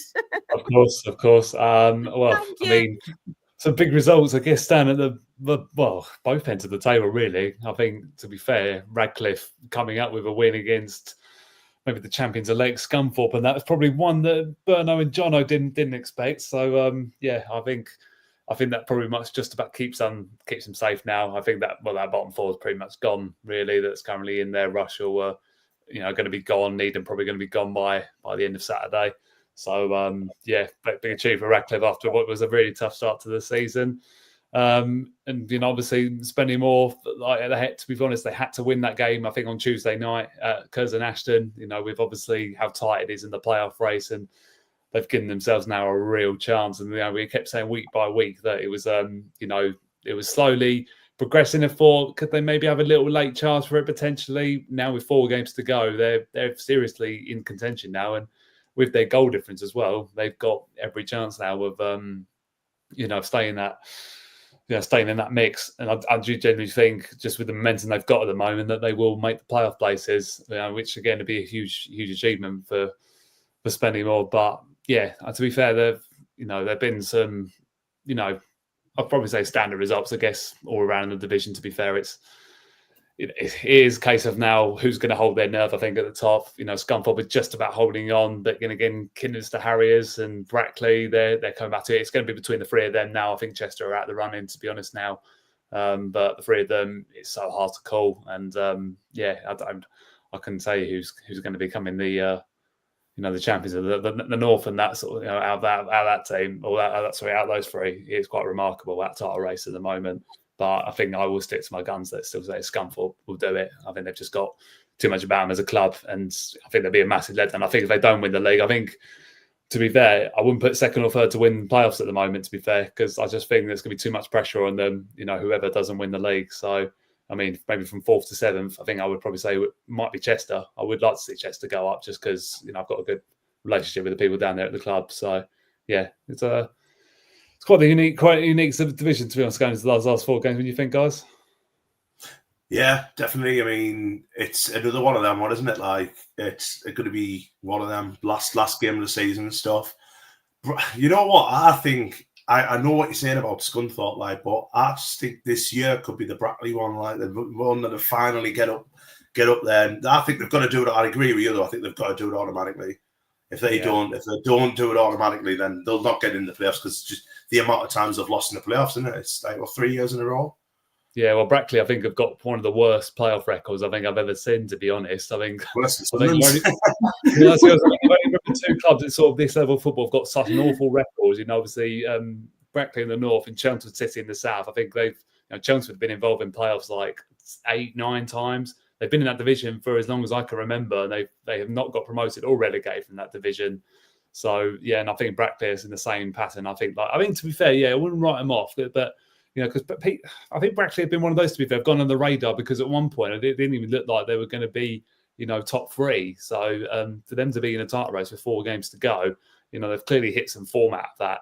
But I personally think, to be honest, Scunthorpe to win the league, but I wouldn't rule Kidderminster Harriers out of winning playoffs and that because they did it only a couple of years ago when they beat Brackley, so they've got that experience behind them, and they are a big club in that division. I do think they are a National League club with the facilities and the history they've got and everything. But a lot of those teams, to be fair, I mean Chester, they want to get back into the National League. It's been so long now since they've been away from me, obviously, with all their troubles off the pitch and everything. Surely, again, they've had moments. Again, they've had their experience of National League football, but I just think it might not be enough. Curzon Ashton slipping out of it slightly. But again, like so, I think obviously we're talking about Hereford in 7th. I just think that Spennymoor will get in there. I still think it's too tough to call. Even Kings Lynn, no one's really mentioned them either. It's so tight. I mean, even Buxton, to be fair, I think they're only 2 points off the playoffs. It's like with 4 games to go, it's still all to play for a lot of those teams, probably down to near mid-table. Like it's certainly not out of the equation at the moment. So. It's really hard to predict where this league is going at the moment, to be honest with you. But 4 games to go, it is like a case of who holds their nerve now. But I think we're on to concern. I think that bottom 4 is done now, unfortunately, for Needham Market, unfortunately, Ant. Well, at least they never lost at the weekend because they didn't play. That is very true. That is very true. Can't lose if you don't play. So I'll quickly mention Chris's match report while we're on the Curzon Ashton one. And I actually agree with that, considering, there must have been on such a high after Saturday. And I know we are going to mention it later on when Charles back, but the fact that they go down there, which is a difficult place to go, no trophy hangover for the Moors on Tuesday night. This was the catch-up game where Moors were 3-0 winners against Curzon Ashton. Junior Mondal got the first goal in the 61st minute. Some lovely counter-attack play. So Glenn Taylor scored the Moors' second goal, he scores every week, in the 82nd minute. And Will Harris, who I believe is a former Sunderland youth man, made a 3-0 80th minute with a massive win going into this weekend's big match. Is there anything else that we need to chew the bones over? Or shall we go up the table? I mean, apart from that, really, it's not really, too many big surprises, to be honest. I think, like I say, it's just been about that title race moment. So there's a few draws in there. Buxton probably would have seen that probably as a good point against Kidderminster Harriers. In the grand scheme of things, I think if you look at its size in the top 3, I think any of those playoff chases, if they can nick anything off the top 3, then again that all leads towards their main goal, which is those eliminators or semi-finals at the end of the season. So. Again, too tough to call at the moment. It'd be interesting because obviously with the Easter break coming up as well, obviously there'll be 2 games over that period, and obviously for the north and the south, that then we'll know full well what's going to be going into that last game of season. There's 2 games in 3 days. By the end of sort of next week, you'll know exactly what goes down on that final day of the season, which is crazy to think. Because it just feels like the season only started 5 minutes ago, and now it's already coming to an end at this level. Flown over, hasn't it? Yeah. This season is probably flown over. I've got to be honest. It has, I just think, it's mental how it's happened. And I think, to be fair, because I think of how good, especially in the north and the south, how the how the title races have been, the playoff races, like I think that's what's kept everyone engaged. And I think, to be fair, that's probably why it hasn't felt like a slow season, because no one's run away with it. And you're just looking at, okay, who gets second, who gets third.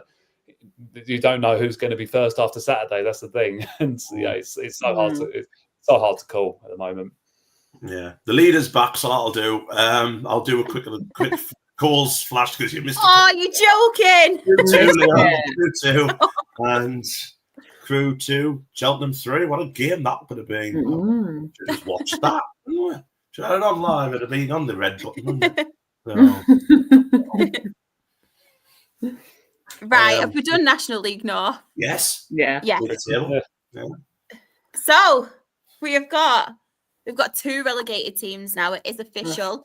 But top of the National League North, we have Scunthorpe United on 81 points, Kidderminster a second on 80 points, Brackley Town a third on 80 points, Chester a fourth on 75 points, Curzon Ashton a fifth on 72 points, Chorley a sixth on 72 points, Hereford a seventh on 70 points. Very, very close, isn't it, in them playoffs? Yeah. Very, very close. Yes. And then at the bottom, and what is going on? Well, I never lost the weekend, so we're going to take small mercies because it didn't play. But yeah, I mean, I think that Radcliffe results probably put the nail in the coffin, to be honest. I think they've got Rushall Olympic on Saturday, so they've got to win that game. His badge. That's why he's not here tonight. It's a late training session. But I think Ben's right. I mean, there's only 4 games left, isn't there? And they've got to win them all and hope Radcliffe lose them all, basically. Both teams could be relegated on Saturday, couldn't it? That's the thing. Like, whoever wins out, that could still go down at the end of it. So it's not a game. Actually, it's probably an interesting game to be at, I have to say, on Saturday. But again, it all depends on Radcliffe, doesn't it? So, I mean, there'll definitely be one of the two, because whoever loses that goes down. You would imagine if the draw, even if Radcliffe loses, it's a draw sends Rushall down, I think, for definite. But even a draw for Needham, I think much might sends Needham down. All but down, well. Just a goal difference. I think that sends them down. They've battled well. We'll give them that. To be fair, to be fair, I must admit, at the start of the season, I didn't think they'd get to the last 4 games, still mathematically not down. I thought they'd be the first one to go down, to be fair. So I just think it might have been too big of a leap in them, and it has. But do you know what? They've competed in a tough division with teams who've got way better resources than they have, and I think they could be proud of their efforts. For a debut season at this level. None of the supporters probably expected different. It's just a case of enjoying the level. I mean, what about Vanarama to have those stories to say they played, against the likes of Scunthorpe in a league game? Like they won't get to say it that often. So yeah, I have to say they'll bounce back and they'll definitely be stronger for it. They will. Oh, he has a nightmare again, Sam. He is hopeless, isn't he? Oh, no, he's absolutely hopeless. At least he's won trophies, though, eh? Yeah. National League North, the bottom in the relegation zone. So Needham Market are 21st on 36 points. Rushall Olympic are 22nd on 35 points. Warrington Town are 23rd on 30 points and have officially been relegated. And Farsley Celtic are bottom of the National League North on 26 points, and they are already relegated as well. Claire is laughing at Sam. Poor Sam. Poor Sam. Poor Sam. Poor Sam. How can you laugh at Sam, Claire? We love Sam. Ben, do you want to get it out of the way? Oh, Ben. Oh, dear God. Oh, no. Oh, God. Have you seen what Sam's got back to Claire?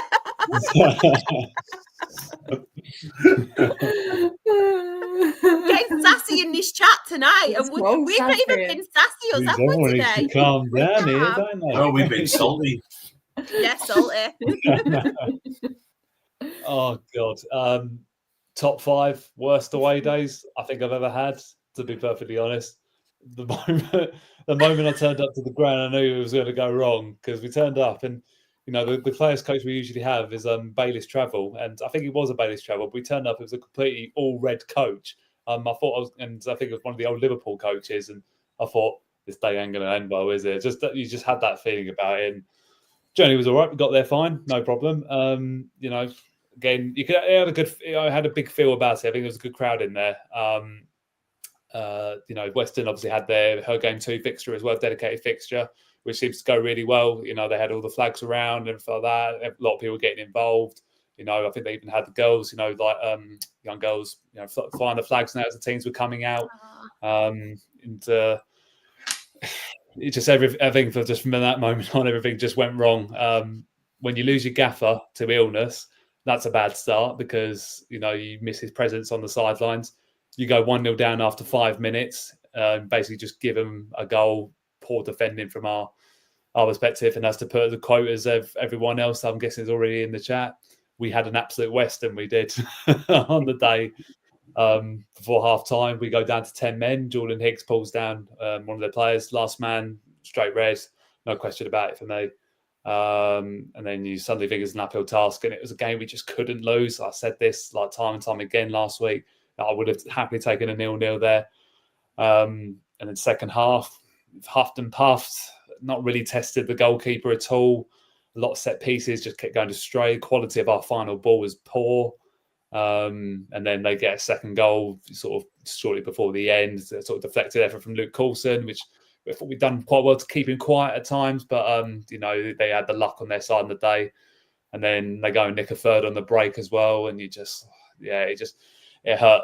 I must admit, it really hurt. And then after the game, the players' coach decided he wanted to break down before we could even leave the ground. So 2.5 hours we waited for a replacement coach. So we didn't leave Western Superman until about 8 o'clock in the evening.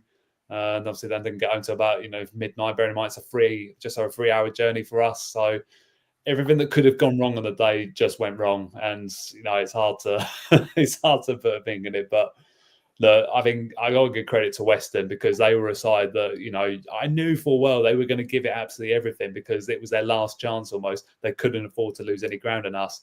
And now we've gone from a place where I think after Bournemouth, a lot of supporters thought, that's it, now get a point at Western, we'll be in the playoffs. Now suddenly we're looking over our shoulders again because they're now only 1 point off us with 4 to go. And, if you want to be successful in football, you've got to do the basics right. You've got to work hard and you've got to be able to put your head in where it hurts. And I think the players, to be honest, let us down on that. I'll be adamant about that. I think they did let us down on the day. I don't know if it was a case of they turned up thinking, look, we've just got to do enough to get a result here. And it had that little feel about it. I think just our first touch was poor. The 50-50s were poor. They were winning everything, first and second to everything Western. You could tell that like it was all on the line for them. And, you got to give Scott Bartlett a lot of credit because he set his side up really well. They gave us absolutely no hope whatsoever. Do you know what? If they do make the playoffs on the back of that, we've only got ourselves to blame. But again, look, it is still in our own hands. We've 4 to go. We've got our next 2 games against sides in the bottom 4. Weymouth, who have just been relegated, so they're going to have nothing to play for. But again, they'll want to try and spoil the season. Then you've got to go to Welling as well, who we could potentially send down ourselves. So they'll be fighting for it on the day. It was a tough one to take, I must admit. It's probably one of the low points of the season. I don't think it was quite a 3-0 game. I think 2-0 probably would have been fair, but I think because we were trying to get a goal right at the end, they've caught us in the break. It was a good counter-attack goal, to be fair. But everything, just went horribly wrong. So no complaints, and the result weren't good enough on the day. So all on to Weymouth on Saturday.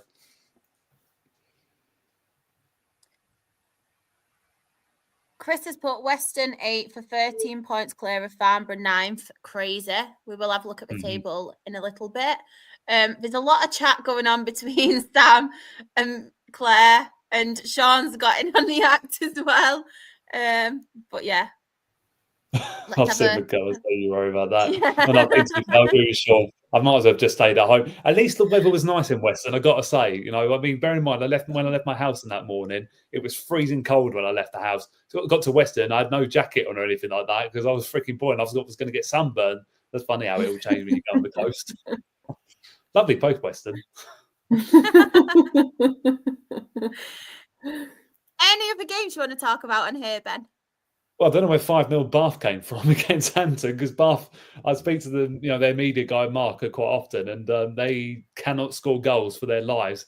but they've scored 5 at Hampton, and look, Hampton are just, they've had a really tough spell in that, to be fair, and they just can't score goals. They're conceding a lot, and to be fair, it's a good thing they got enough points, earlier on in the season, because I generally think they'd be going down otherwise. They're absolute shambles at the moment, the way they're playing. I mean, we won 3-0 there a few weeks ago, and we could have probably had about 5 or 6 if we wanted. The players took their feet off the gas. Credit to Bath, because, like I say, the season sort of petered out for them. But to have that momentum to go down there, it would have been another fairly long trip for them. 5-0 away from home, they can't complain about that. But of course, you got to give the standout result in what was the top of the table clash, Truro City. And look, that's the thing. Look, I said last week, if we picked up a result at Western and Truro beat Worthing, we were back in the title race. Truro did their bit, we couldn't be bothered. So, and now it's all in Truro's hands. That it's changed week in after. I'm still going to stick by my guns. I still think Worthing are going to win the league. There's no point in me trying to change my mind and try and be all clever about it. But Truro are going to be very hard to knock off the top. That's the thing. That's the thing. They've been under no pressure. That's the thing. They're under no pressure to get out of the division this year. People didn't have them for me to even. I had them in my bottom 4. This is the thing. I had them in the bottom 4. I did, and they're sitting top of this division. And like John Askey gets them out of the division. What's a huge achievement for them. Worthing, that hit them quite hard. I think. The thing they're. Supporters are getting quite worried that the fact they won't even go up at all, to be honest. I think they're throwing their toys out the pram a little bit. But they've got still a couple of huge games to come up against sides in that. They've still got to play Dorking as well. And Dorking, I think that's the allocation sold out now for that game. They've still got to play, I think might be Western potentially, or it was Eastbourne, I think it was. So it's all to play for in that bottom 4. The top 4, sorry. And then, relegation wise, it's still within St Albans' reach, to be fair. I mean, they will be disappointed. They dropped points against Dorking, but again, they've had to come back. I think they had to come back from behind to get a result in that game. And then, again, look, it is leading towards that game, which will be on Good Friday, which is Edenville versus St Albans. And, St Albans win that back in their own hands because of the goal difference. So, to be fair, it's too hard to call. I think Salisbury, they're going to just have enough to do it, but I think they'll be taken to the last game of the season, just because obviously they're only 3 points above the drop zone. Welling, I think, are gone because they need to win virtually every single game now, I think, to stay up in the division. The defeat, the other week against Cheshire, I think, hit them hard, and then a 0-0 against Hornchurch. Again, any other day might be a good result for them, but at this stage of the season, they need to be winning games. And, they've still got some tough fixtures to come up, including us, and we've still got something to play for. So we're not going to have our foot off the gas, that's for sure. Hopefully not, anyway. It's still ongoing in the south. We're still none the wiser about who's going to head in towards the division. But, for the first time in a very long time, it's now Truro City's to lose, which, I think next week, it could well be Eastbourne for all I know, or Dorking or Torquay. It's too tough to call. It is between 1st and 5th now, to be fair. Look, I think Bournemouth Woods, they're not going to do it. Obviously, we're not going to do it now. We've dropped far too many points for that to happen. Look, it's so exciting, to be fair. And if I'm a bunch of amateurs right now, I'll be rubbing my hands together at this title race, because what attraction they're going to get as well. That's the thing, and especially for that's the attraction they bring in from Dorking. It attracts the interest for this division in total. We've seen obviously that the North and the South have had so much coverage this year because of the title races. This one with 4 games to go, with 3 points in it between the top 5 sides, like that is unbelievable. And look, I'm going to say Torquay. Torquay have got a great chance because they've got probably the best run in out of everyone, to be fair. But I just find that they're too inconsistent at times. They do tend to get the job done, but I just think they're going to be a bit too inconsistent to stay in there. I think it is, to be honest, I think it is now Truro's to lose. But then again, Worthing, they've just got to find a way bouncing back straight away. The most important thing for them is winning on Saturday, because if they lose or drop points, then I think they fall away, to be honest, from it a little bit. If they can win on Saturday, then they've got, they're sort of back in it a little bit. And also Truro will be rubbing their hands together, because knowing that Worthing have still got to play Dorking and Worthing have still got to play Eastbourne as well, there's going to be drop points in there for someone. So, it's in their own hands. So John Askey's, but obviously John Askey will have to keep his players' feet on the ground because 4 games is a lot to go in this division, especially when it's only goal difference that separates them now. Just a quick question as well from Aled Ben. Could Eastbourne go up, or are they not good enough? I think they could. I think they've got the resources. They, they're 4 days a week they are training. They've got a manager that got a very well drilled side, Eastbourne, I have to say. When we went up there early in this, to their place, very well organised. They're very good at what they do. They're very effective. They've got some good young players and that coming through. They've got a good goal scorer in George Alexander, who's, netted quite a few this season, always the right place at the right time. It's always been a danger to us in the past. I certainly wouldn't. I think if they get home advantage for the playoffs, then they've got psychologically they're already ahead of everyone because I'm pretty sure they're still unbeaten at home this season, and that they have got probably the best chance out of any one of the players. I think, to be fair, I think if I'm going to pick a side out that's top 7, top from 2nd to 7th to win those playoffs, I think Eastbourne are probably going to be my winners. To be fair, I know Dorking have had experience of winning the playoffs. Boreham would have, obviously we have as well in the past, but I think Eastbourne, just because of how it's gone for them this season, I would back them to go up, albeit I think they would struggle if they went into the National League. But again, the owner's got a bit of money behind him. They've got good facilities there, actually. When I went up there, it was a major culture shock because it's completely different to when I last went there. The club bar is lovely. They've got a brilliant club shop. I think they're going to replace the pitch soon as well, into another 3G. There's everything there for them to progress on as a club. So if they were to go up, then they might be able to hold their own. Look at Braintree. They've done it this year. They've held their own in the National League and they've had to spend a little bit. So I wouldn't rule it out of the equation, but it'll be a tough ask for them. That's all I'll say. But yeah, they'd be my playoff winners, I think, if it comes to it. Just quickly going back to the chat as well before I read the table. Chris has put still all to play for both sides of the table. Completely agree. We have got as well, this was really sad news as well. I saw obviously Matt White's interview and it was holding back the tears, weren't it? Bless him. Really sad news. Yeah, no, that was very sad news. And that's the thing. I think because didn't they get the news? I think during the game, wasn't it? I think. Yeah. And when you're trying to focus on getting 3 points and stuff, it's hard to put to the back of your mind, isn't it?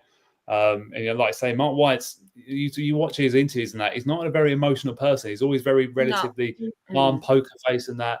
But then, that's the thing. To show that sort of human side of things for him, it shows a lot, to be fair. And, that's the thing. I think I dare say all our thoughts go to, his family and friends and everyone connected to Dorking, because that's horrible news to get, at any time, let alone during the game as well. So, yeah, no, I thought so with everyone at the club down there. Chris has put as well, the last 2 weeks of the season is going to be mental. And Luke has put Truro to Gateshead next season. If Truro go up and we stay down next season, that's a trek. I think that must be, I can't imagine, that must be 7 hours at least to the two sides. You think if it takes us, I think it takes us 5 hours to get from us to Truro. How do you think it takes for Gateshead? I mean, to be fair, look at Carlisle. What if Carlisle end up going down as well? Carlisle to Truro. You're talking about Gateshead, like, we're thinking about Carlisle. They're going to have the longest trip in English football history. I don't think I've ever. I think the Worthing one was enough for Morecambe in the FA Cup. That was horrendous, that one. Yeah, honestly. So, I mean, yeah, I would love to see that just from that perspective. But for the supporters, you just hope it's not on a Tuesday night or it gets called off in winter or something like that, because they could kill both of them. They need at least 2 or 3 days off, I think, all the supporters for that. Yeah. So, the National League South table. So, top of the table, we do have Truro City on 80 points. Worthing a second, also on 80 points. Dorking Wanderers a third on 78 points. Eastbourne Borough a fourth on 78 points. Torquay United a fifth on 77 points. Boreham Wood a sixth on 74 points. Maidstone United a seventh on 73 points. And then in the relegation zone in 21st, we have St Albans City on 41 points. Welling United a 22nd on 37 points. 23rd, we have Weymouth on 31 points, who unfortunately have been relegated now. And Averley, our bottom, as we mentioned as well last week, unfortunately did get relegated and they have 25 points. I'm gutted for Weymouth. I really enjoy their. I love going. They've got a lovely stadium that they have there, and that's one of the grounds I look forward to going to. So I'm gutted they've gone down, to be fair. So hopefully they'll come back straight back up next season. That's what I'm hoping. Do you want to talk some more about this league, Ben? So then I don't have to carry on to the next league. You don't want to go for the national league. Anybody got anything you want to say today? What have you been up to? What have you had for tea? I had pie, chips and gravy for my tea. Love it. Love it. Was it a Wigan pie? A Wigan kebab? No, it was just a normal meat and potato pie. Oh, Nah. Right. So we are going to ignore that bottom result. Just ignore it. Pretend it's not there. We can't see it. So, any standouts for you on here, Ben? Apart from the bottom one, don't say it. No, I'm not going to get my revenge on that. No. I think, to be fair, Gates have been in tragic form, to be honest, haven't they? I think they've lost 5-6, or haven't won for 5 or 6 games. It was a big win for them over Dagenham, and I saw the clip as well. I think after the game from Dagenham fans, having a go at their players, and do you know what? I can't blame the Dagenham fans because they're in huge danger, and I think they're going down. I really do. I just can't see where they get the points from. And we said for a long time Boston are going to get out of it. And Tuesday night proved that for them against Aldershot. I think it was a last-minute goal as well down there. That for me, it's written in the stars for Boston. I think the manager got Graham got manager of the month, didn't they? Again, huge. Well, congrats, because not many managers getting down at the bottom. I think to be fair, Coventry, because Enfield got manager of the month as well. So they're recognising the teams that are really having go for it, to stay in the division, because it's just as important.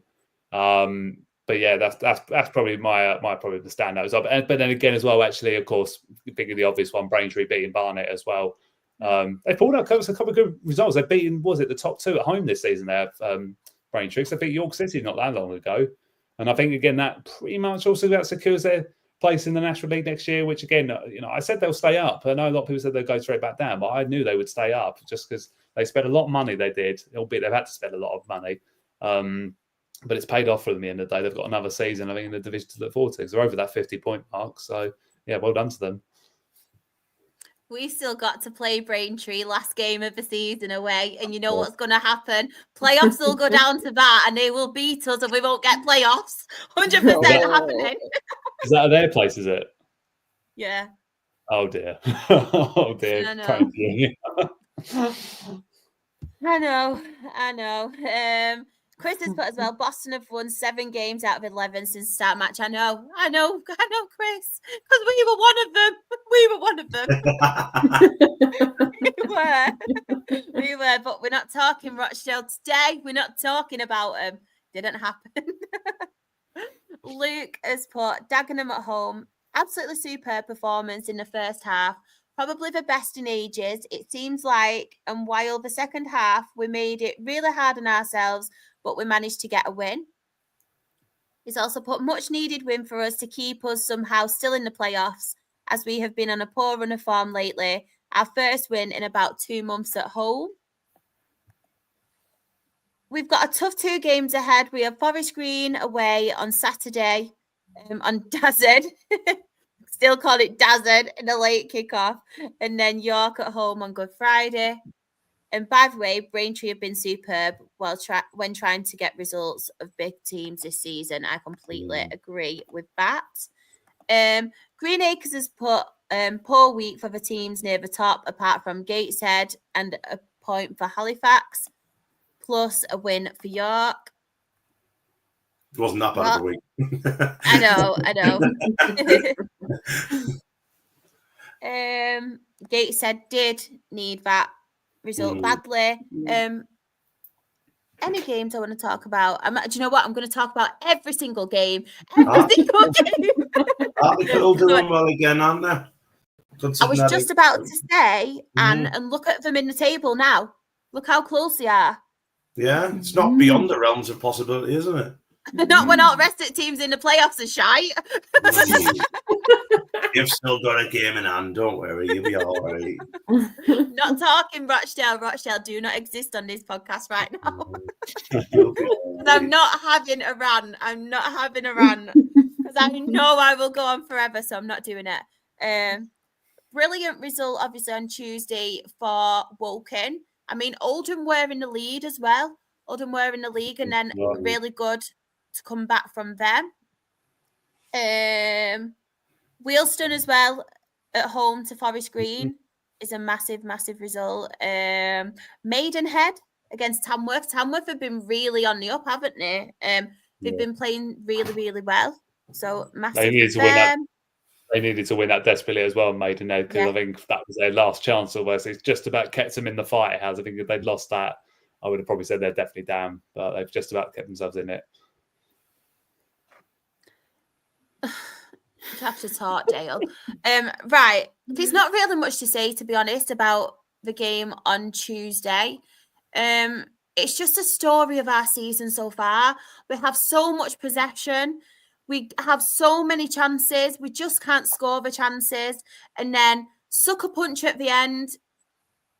Kyron Gordon and one of their players went for the ball. It hit Kyron Gordon, looped over our keeper. Kyron Gordon own goal.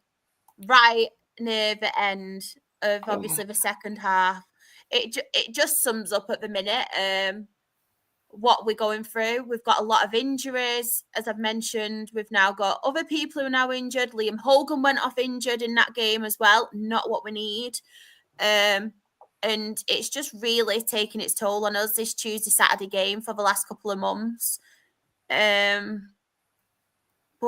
yeah, it's really frustrating. And I can see it from both sides now, because I can see the predicament with Jim and obviously what he's in, considering all these injuries. But he does need to try and adjust his tactics to fit the players that we've got. He's just too stubborn in that aspect, which I've mentioned time and time again. I can see why our fans are also getting frustrated as well, because it is so frustrating to see. Don't get me wrong, it is really frustrating, the fact that he's not tweaking the formation and he's just being so stubborn towards it. I know you do have to have that philosophy as a manager, but when you have these players and there's so many players out, you do need to tweak things. So I do get their frustrations as well. So yeah, it's just going through a bit of a bad patch at the minute. It's just a lot of, we just look mentally broken. The mentality at the minute is just, it's just not happening. It's just not happening. But I feel like this is basically summing up where we are at the minute, because I actually think we will miss out on playoffs, because I just think it's taking its toll on us at the minute. I know there's a lot of fans who aren't happy with that and are calling for Jim McNulty's head, which I still don't think's right. I don't think that's right at all. I can see the frustrations, but I just don't think it's right. I don't know who they think we are going to get as well who can do better. But I just think it would be too soon if we did get playoffs to go up.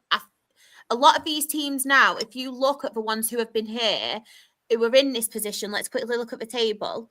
Like you have your Barnets, your Yorks, your Halifax, your Oldham. They have been there for a number of years now. They have built on and kind of bettered their squad season after season. They have stabilised themselves in that league. I think we also need to do that. We are new to the league. We've still not spent a penny as well this season on a player, which is brilliant. They've all been either loans or free transfers.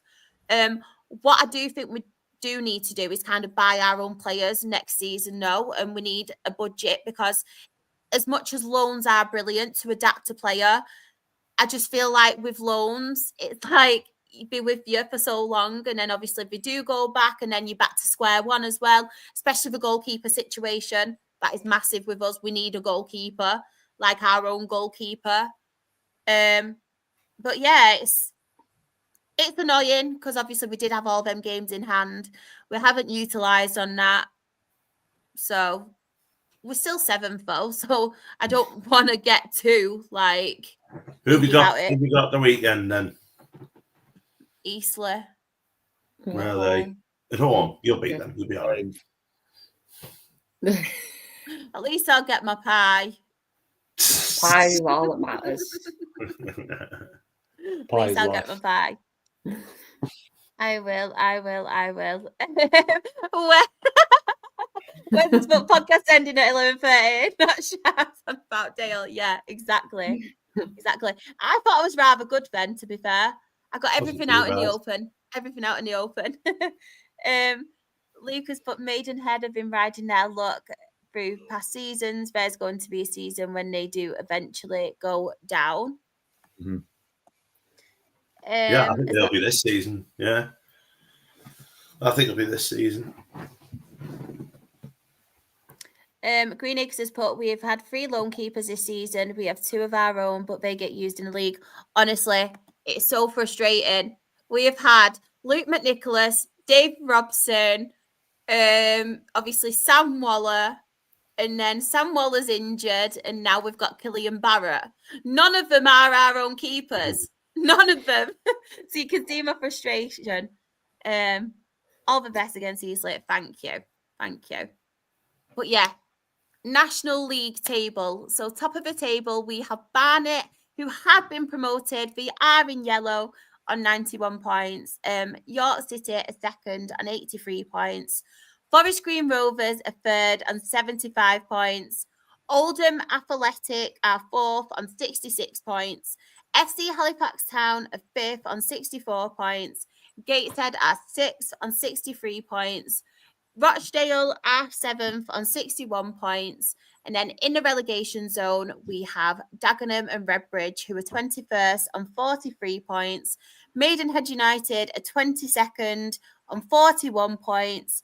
AFC Fylde are 23rd on 39 points. And as everyone can see, Ebbsfleet, they have been relegated. They are bottom of the National League and they have 19 points. Wait, Barnet got promoted already? Already? Have they not been? No, it's, they've still got to win a couple more games. Well, I put it on anyway. They are going to. That one I'm gone.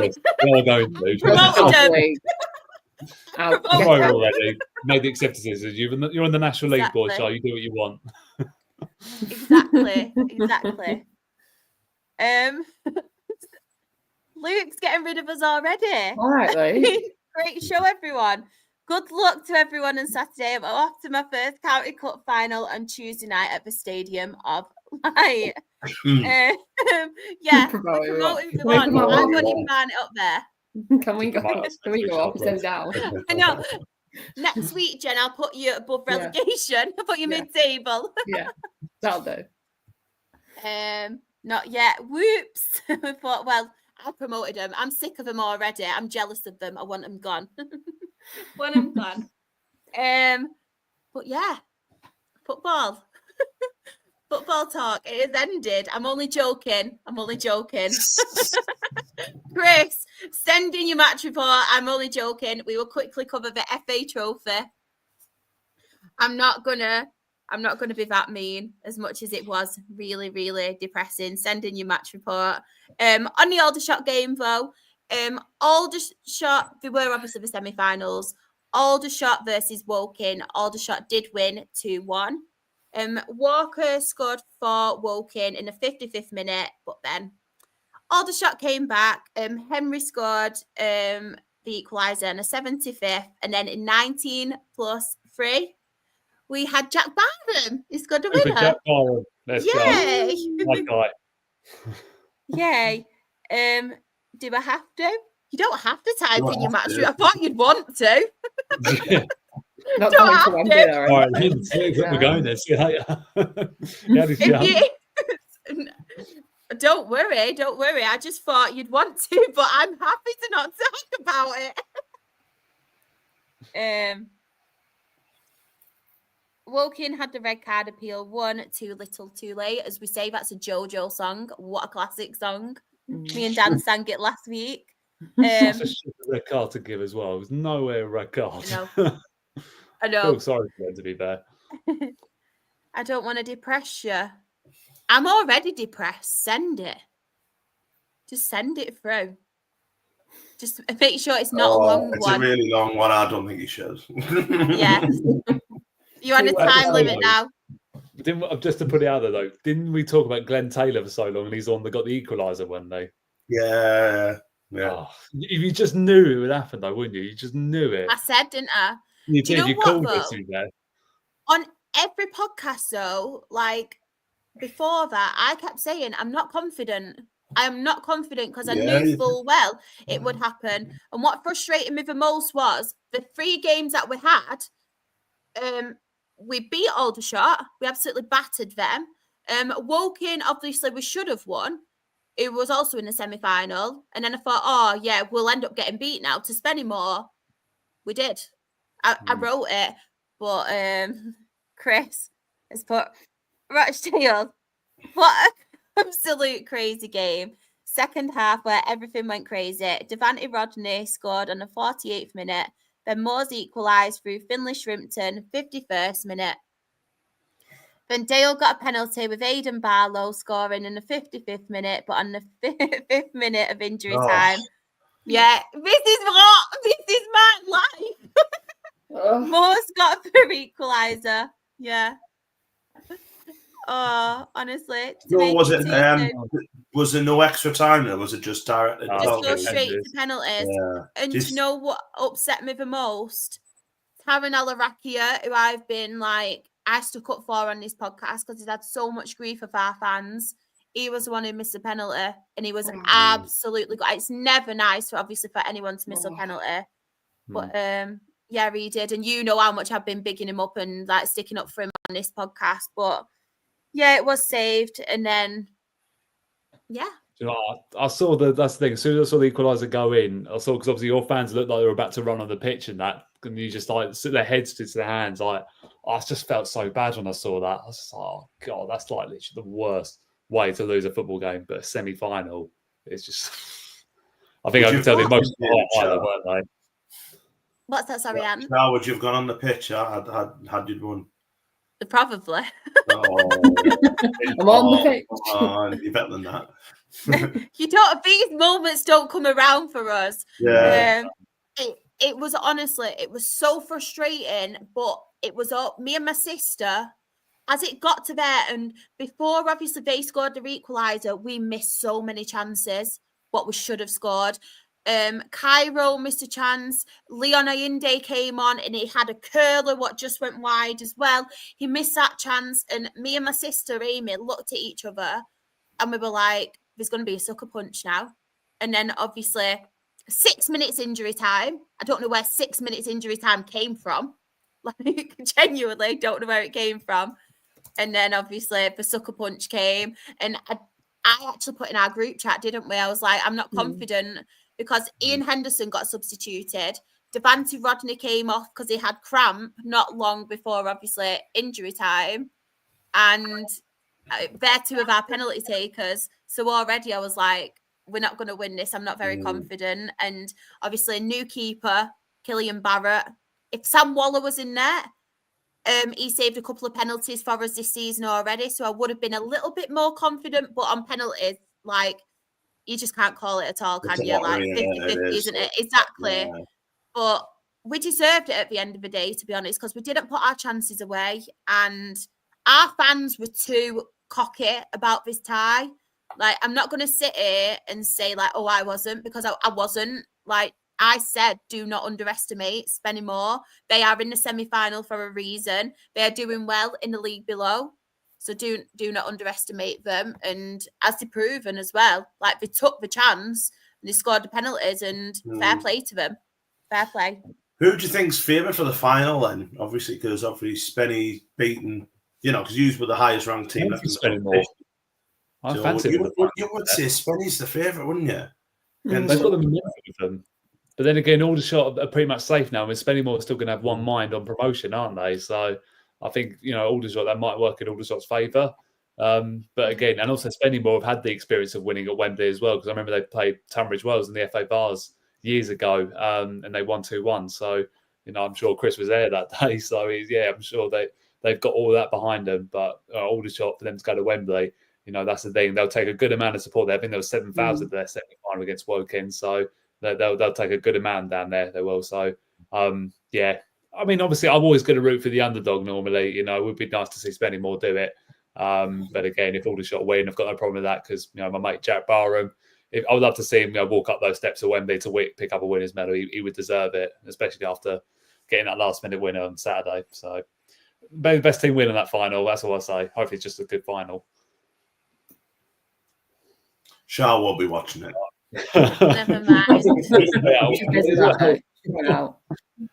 There'll be something on, won't there, Shah? Honestly, it just felt like that week, like that happened. That sucker punch happened on a Saturday, and then for the ball to then hit Kyron Gordon on the Tuesday, and then we lose to an own goal. You think, what have I done to deserve this? I mean, that's crazy. But yeah, it's what it is. It's football, and it's why we love it like and we hate it. You've took it Exactly. well. I don't think I'd come out of my room didn't for days if that happened to us. Yeah. To everyone in the chat as well, Ant was so nice and was like, don't worry, I'll host for you. And I was like, no, do you know what? I'm coming on. I'm owning it. It is what it is. Honestly, you're a bigger person than me. If we get beaten in the playoff final, you guarantee I am not coming on this podcast. Yeah, if we lose how Alex had it on next week. Sorry. Can't do it. Graham, this is a positivity. I sounded really, really common then. This is the positivity that I like. I've always got my pie. I've got my pie. I tell you what, if I don't get my pie on Saturday, all hell will break loose. Yeah. Charlotte on Saturday against Eastleigh. Oh, we've run out of pies. Oh, for fuck's sake. Might as well just go on. At this point, Yeah. I'll take my own. Earful. Plan B, Jim. Plan B. Hey, you listened to you last time because you won the last time you had a rant about the system. So no one's needed, I think. Exactly. And fair play to obviously Chris as well and all the Spennymoor fans. I'm not gonna be bitter about it. Like, fair play. Fair play. But yes, this is the end of the podcast. It's been a good one, hasn't it, to be fair? It's been a good one. Done pretty good for time as well for a change. Quite impressed. Quite impressed. Yeah, Graham, it'll happen. It will happen. Beware, everyone. But of course, everybody wants to find you all on socials. So, Anne, let's start with you. Where can everybody find you?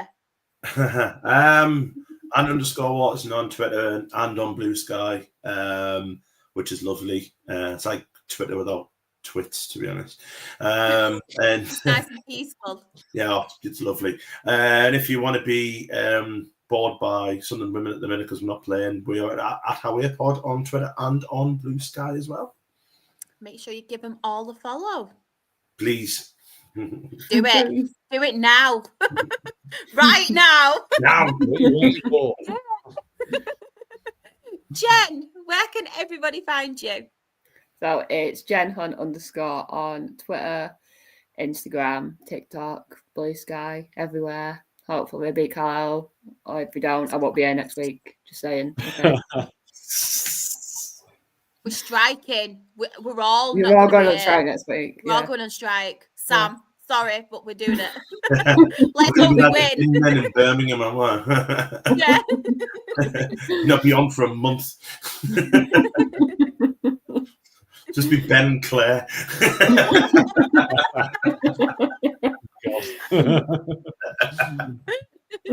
Ben, where can everybody find you? Ben Stones FC 1 on Twitter if you want all my depressing tweets or no tweets when we lose. I don't like tweeting when we lose. So, yeah. Hopefully there'll be more positivity after Saturday. Let's hope. Let's hope so. And if anybody does want to find me, I am SharXRAFC on Twitter, Instagram, TikTok. Her Game 2 stuff is Rochdale HGT. Oh, let's quickly have a look at these.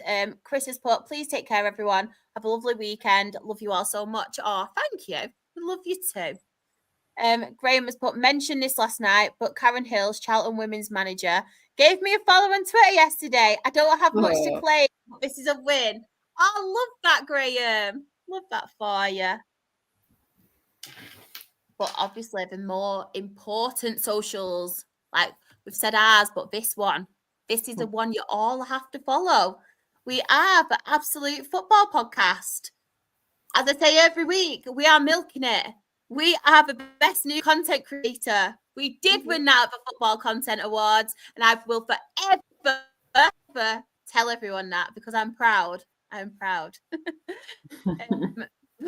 On Twitter, we are Absolute Ball Pod. On YouTube and Twitch, we are Absolute Football Podcast. On TikTok, we are Absolute Football Pod. On Instagram, we are Absolute Football Podcast _. On Blue Skies, we are Absolute Football. And on Facebook, we are the Absolute Football Podcast. On a Tuesday, you can catch Sam and the team on Absolutely Premier League. On Wednesday, Team Chaos, Freya's leading it. You can catch Absolutely Women's Football. And then, of course, on a Thursday at 8:30, it is the Rowdy Rabble, as everybody calls us. I don't know why, because we're so well behaved. But you can catch us, obviously, on a Thursday, and we cover the EFL Championship, League One, League Two, Vanarama National League, and the Vanarama National League North and South. But yeah, thank you to each and every person as well in the chat. It is always a pleasure. Hope you all have a lovely weekend. And yeah, hope football is nice to you. And yeah, please pray for a Morecambe win. Or we're not on next week. We are striking. We are striking. Yeah.